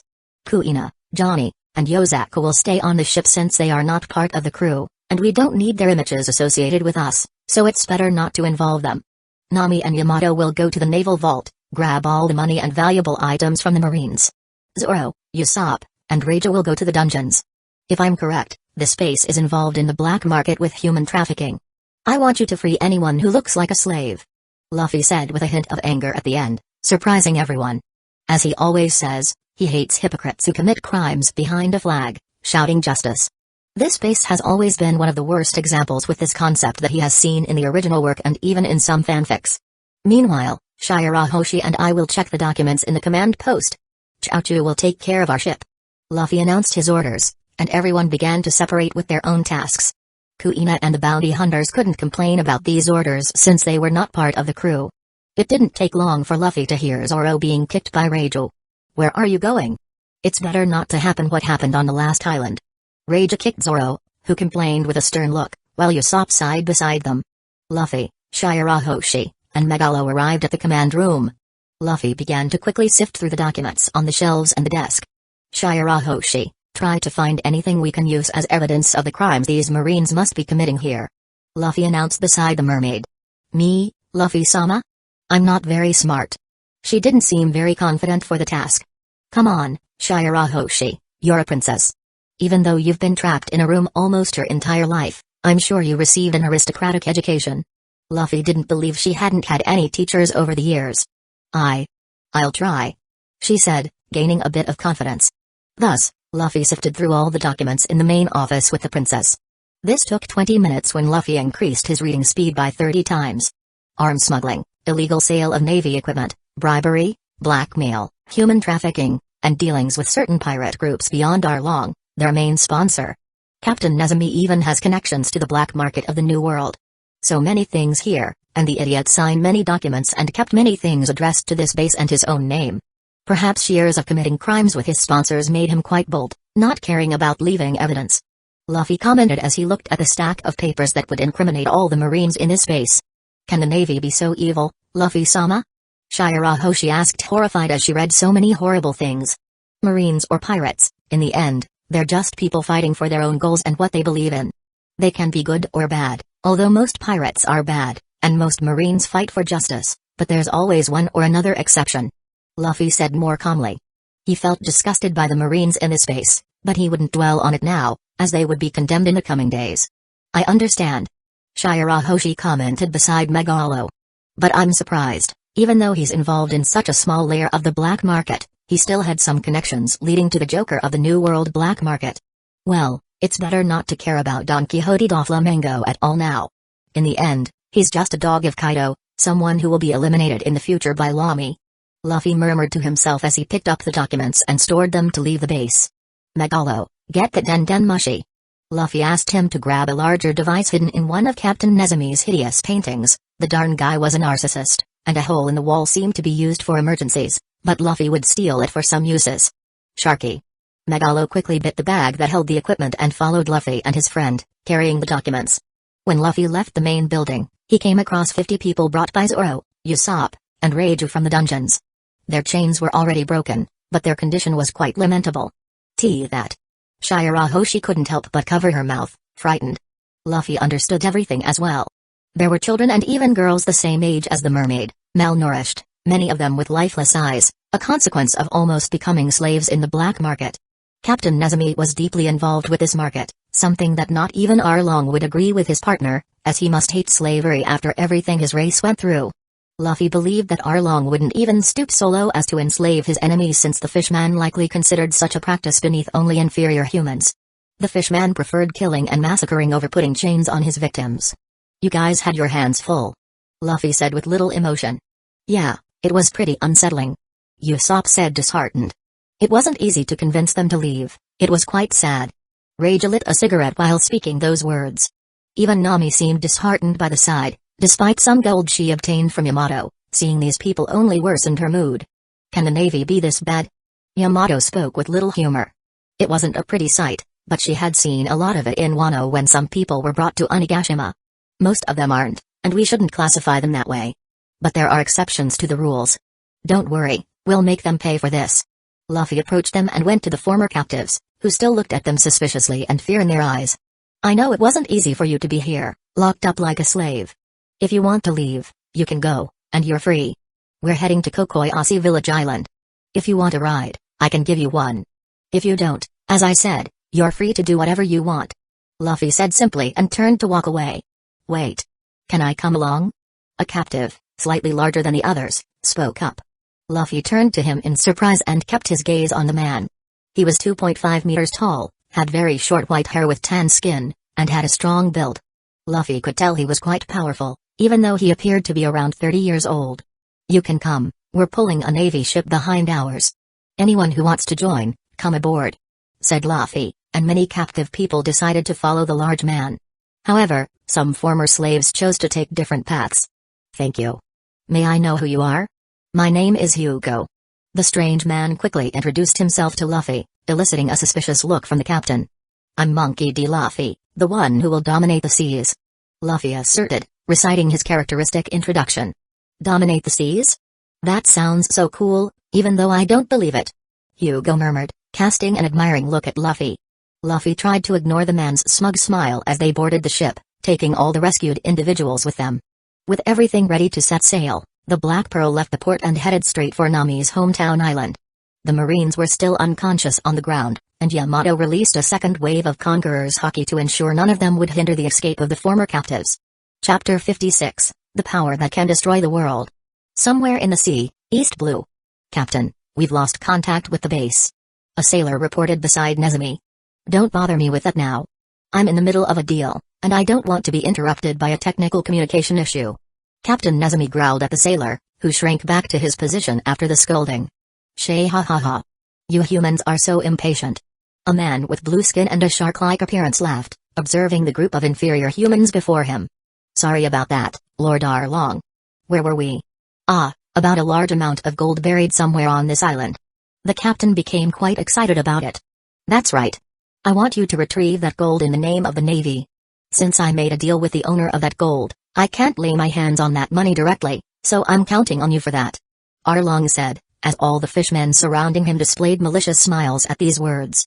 "Nami won't be able to do anything in the end," one of the fishmen mocked. "I almost feel sorry for her, despite being an inferior human. I'd love to see the girl's expression when she realizes her gold has been taken." Shay ha ha ha ha. "So Nezumi, can you handle this?" Arlong asked with a big smile. "Yes. Lord Arlong, I'll do it, considering my 30% share of the loot," he said maliciously. It didn't take long for the men to set sail with the Navy ship to the other side of the island. Meanwhile, out at sea, the Black Pearl was sailing at high speed, being pursued by a Navy ship with a steel cable trailing behind. "We won't be far with this speed," Nami said, but Luffy could sense the anxiety in her voice. "Worried? We'll settle this soon, don't worry," Luffy said, trying to reassure her. "Yeah, you're right, Luffy. I'll handle this," she said. Luffy had warned that this would be her fight, and no one should interfere. "Luffy, something big is coming from the depths of the sea," Yamato suddenly exclaimed, sensing the movement beneath the ship using observation haki. "A Sea King?" Usopp asked, alarmed. "Yeah. Looks like it," Luffy said calmly, knowing whom Nami was thinking of and why she was concerned. Before long, water splashed ahead of the ship, revealing a giant sea cow with fierce eyes. "I'll go," Nami declared with newfound determination, seeing Arlong's pet appearing. She wanted to prove her strength by defeating this creature. "Wait, someone else is going to handle this, Nami," Luffy said, holding Nami's shoulder before she could take off to confront the sea monster. "I'm counting on you," Luffy said confidently towards their rear. "Yes." A young voice was heard, and everyone was surprised when Shirahoshi flew directly towards the sea cow. Momo spotted prey on the surface when he saw their shadows above him. He had been wanting to eat human flesh, so he was surprised when human boats appeared here. As Momo emerged from the water, he saw 2 human ships. On the second ship behind, humans seemed to panic, but on the first one, they conversed calmly. Even though he displayed his majestic size, there was no fear in most of them. Suddenly, he saw something he didn't expect to find here. A mermaid, something he hadn't seen since he left the Fishman Island with Arlong and the others. He expressed surprise when the mermaid opened her arms protectively, preventing him from approaching the ship. Meanwhile, Shirahoshi looked at the small Sea King with determination, despite some fear. She wanted to prove herself after having a conversation with Luffy a few hours ago. "Start a flashback, Shirahoshi," Luffy's voice echoed from behind, interrupting the mermaid's thoughts. Megalo, by her side, shared a worried expression. "Luffy. Sama," she replied, a tone of discouragement in her voice. "It seems seeing the people from that ship at the base in that state affected you deeply, didn't it?" Luffy spoke calmly, as if trying to understand the whirlwind of emotions that plagued the mermaid's mind. "I'm just quite shaken. The world on the surface is as beautiful as I've heard and read in books, but there are such ugly sights too. Humans can be so cruel, capable of enslaving fishmen and even their own kind? Shirahoshi lamented, her voice laden with sadness and disbelief in the cruelty of humans. Luffy sighed as he absorbed Shirahoshi's words. It's hard to explain, but all of us, regardless of species, humans, fishmen, minks, or anything else, we are mortal beings. There will always be both good and bad sides everywhere, Luffy said, trying to convey a broad view of his perspective. But Luffy-sama is good, isn't he? You saved those humans and faced various other bad humans, she said, tears starting to flow down her face. I'm not a good person, princess. I just do what I want and believe in. Some may call me a hero, but others will condemn me as a demon. The only thing that keeps me headstrong, indifferent to others' opinions, is the desire to live a life without regrets and achieve my dreams. For example, now you are my people, and I will protect you. Even if I have to burn half the world or the whole world for it. I would do it if it meant you would be safe, Luffy asserted, expressing his determination sincerely. Shirahoshi remained silent, reflecting on Luffy's words. I know you must be thinking how cruel the world is and that everyone should live in peace. I met a girl a long time ago who believed in that. She wanted to change the world, make it better. Luffy shared, his thoughts drifting to the old Luffy. What happened to her, Luffy-sama? Shirahoshi asked, a glint of curiosity lighting up her eyes.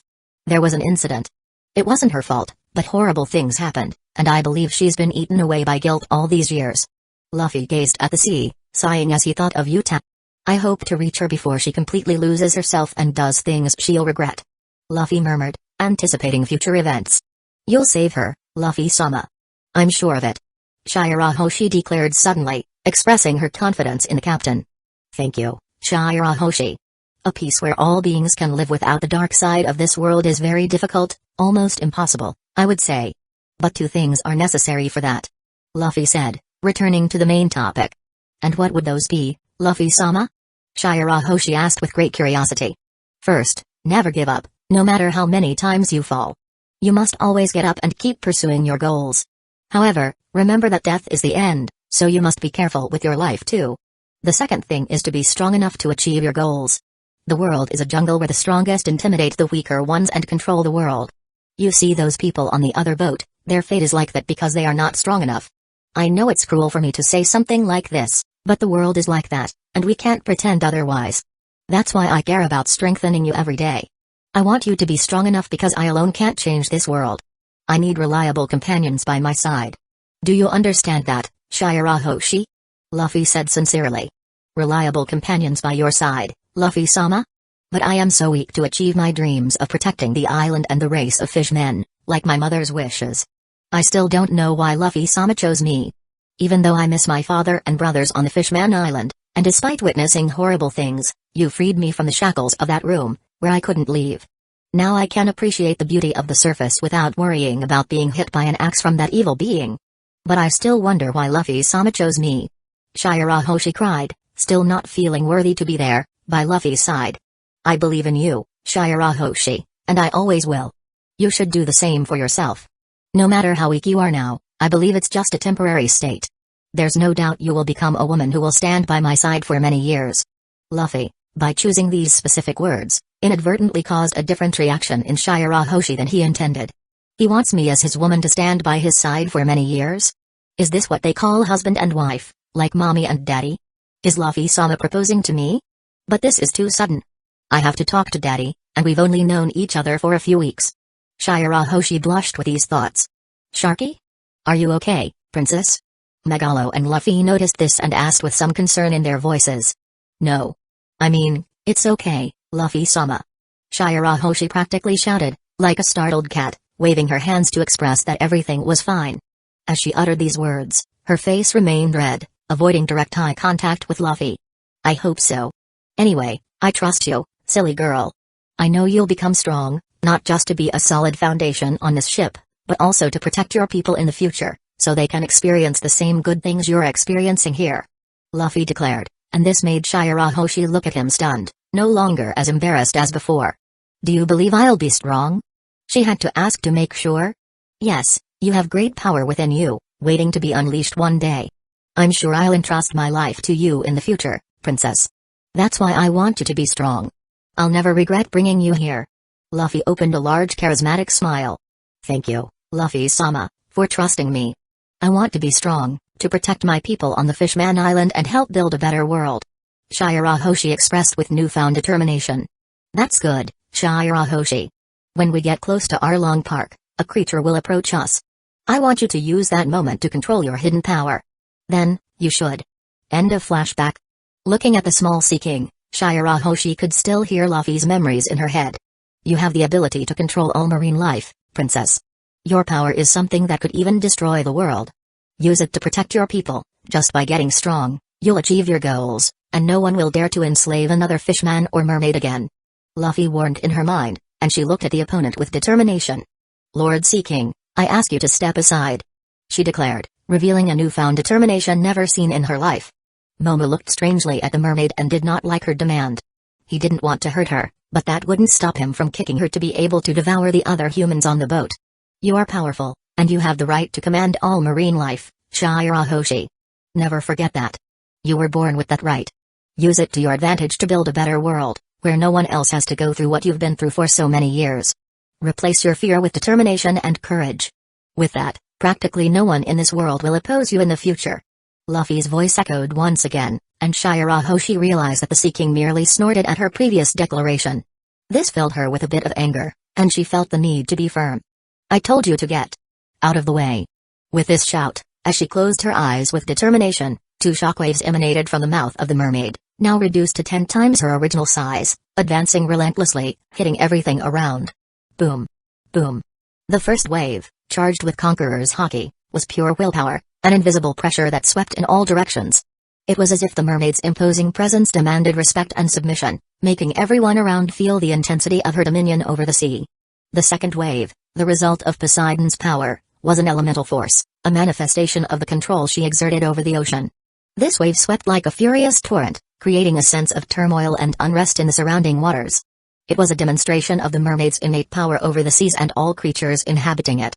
Both waves collided and interlaced, creating an impressive display of energy that extended to the far reaches of the horizon.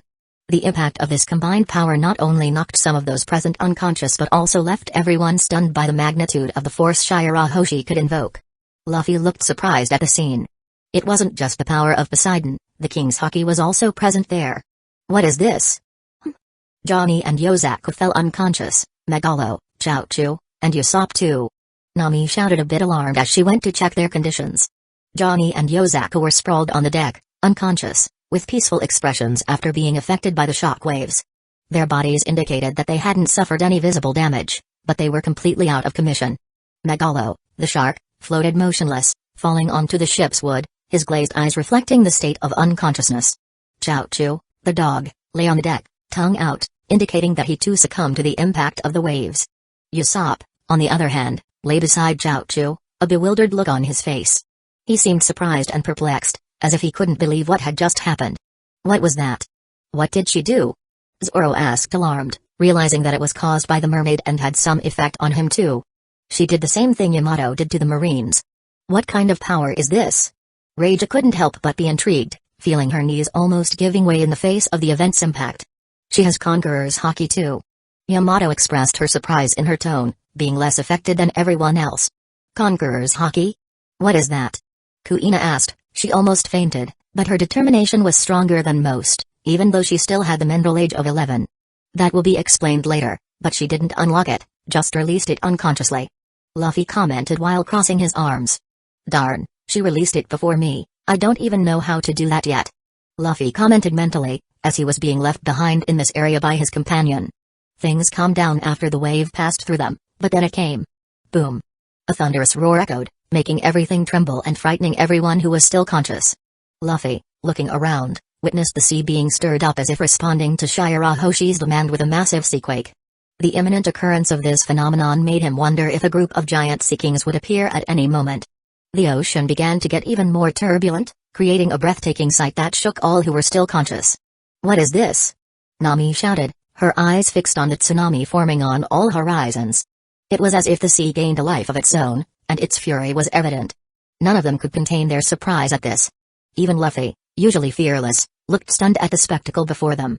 The sea, which was calm just seconds before, now turned in a chaotic scene, like a storm that had arisen on a sunny day, something that seemed impossible to happen suddenly without something extraordinary. What did Ecchi do? Yamato was equally astonished, and this situation was no joke even for Kaido's daughter. I don't know, and it doesn't matter now. Just be careful not to be caught by the waves that are forming around us. Luffy quickly ordered. Although he expected to see colossal creatures emerging from the sea since this event was triggered by something dormant that must have been called by the mermaid's demand, in the end, nothing happened. Luffy's gaze checked if everyone was okay, including the former slaves on the marine ship. Almost everyone was knocked out on the other ship, but one was still conscious. This man looked dazed as he remained on his knees, watching the princess floating in the air in front of the Sea King. He resisted the princess's conqueror's haki? What kind of determination could he have? That's interesting. Luffy commented, watching the man intrigued. Meanwhile, in front of the mermaid herself, Momo stood still for a moment. He felt a fury in the mermaid's voice like he had never felt in any other being. Her voice exuded authority, and the sea responded to her demand to the point that he couldn't go against that voice. His body couldn't disobey the command, even though he was on the verge of fainting with another unknown power. He had to struggle to remain conscious, and soon, he rushed into the water, so scared that he wished to return to the island of the Tritons at that moment, no longer caring about Arlong and the others. As Momo swam into the depths of the sea, the surroundings took on the contours of an intimidating aura. The water, once calm and serene, now became turbulent and dark. Rays of sunlight, penetrating the depths, cast a sinister shadow over the underwater scene. As he advanced, the fierce gazes of the Sea Kings, gigantic and imposing, fixed upon him. These majestic and terrifying creatures, with eyes that seemed to penetrate the soul, were 10, 50, and 100 times larger than Momo. Their colossal forms floated at the bottom of the ocean, shrouded in mystery and unquestionable authority. The presence of these Sea Kings conveyed overwhelming power, as if nature itself responded to the mermaid's command. Momo felt small and vulnerable in the face of the magnitude of these marine entities as he cut through the water with desperation, eager to escape from that imposing and terrifying environment as quickly as possible. Chapter 57, Hugo. The waters, which had always been synonymous with serenity, now acted as a stage for a chaotic spectacle. The once calm and imposing ocean was in a state of unusual turmoil. The horizon, which used to be a tranquil line between the sky and the water, was now a turbulent sight of roiling waves. The unrest was not only superficial, it was as if the very depths of the sea were in tumult. Giant waves rose and fell, defying the logic and tranquility expected from the vast blue expanse. The constant and deep roar of the ocean echoed like a distant lament. Boats daring to sail in these turbulent waters rocked violently, struggling to maintain balance against the unknown forces now ruling the surface. Seabirds, once masters of the maritime skies, now circled uncertainly, disturbed by the intensity of the turmoil below. Even non-kingly marine creatures, natural inhabitants of these depths, seemed confused and apprehensive. Schools of fish scattered in disarray, while more imposing creatures like whales and dolphins swam in erratic movements, trying to comprehend the sudden change in their kingdom, despite seeing giant shadows passing through the sea. It was as if the very heart of the ocean was pulsing with an unknown energy, sending waves of disturbance throughout the expanse of the sea. In this tumultuous state, even distant islands, which had never before felt the agitation of the event, were touched by maritime unrest. This was not just an ordinary chapter in the vast history of the ocean. It was a deep echo, a call that reverberated through the waters, leaving an indelible mark on the fabric of the marine world. The sea, normally a silent witness to the ages, now told a story of turmoil and mystery that challenged the understanding of those who ventured into its depths. Somewhere in the vast turbulent sea of the East Blue, surprise painted Shirahoshi's face as her eyes were fixed on the turbulent horizon. Incredulous at what had just occurred before her,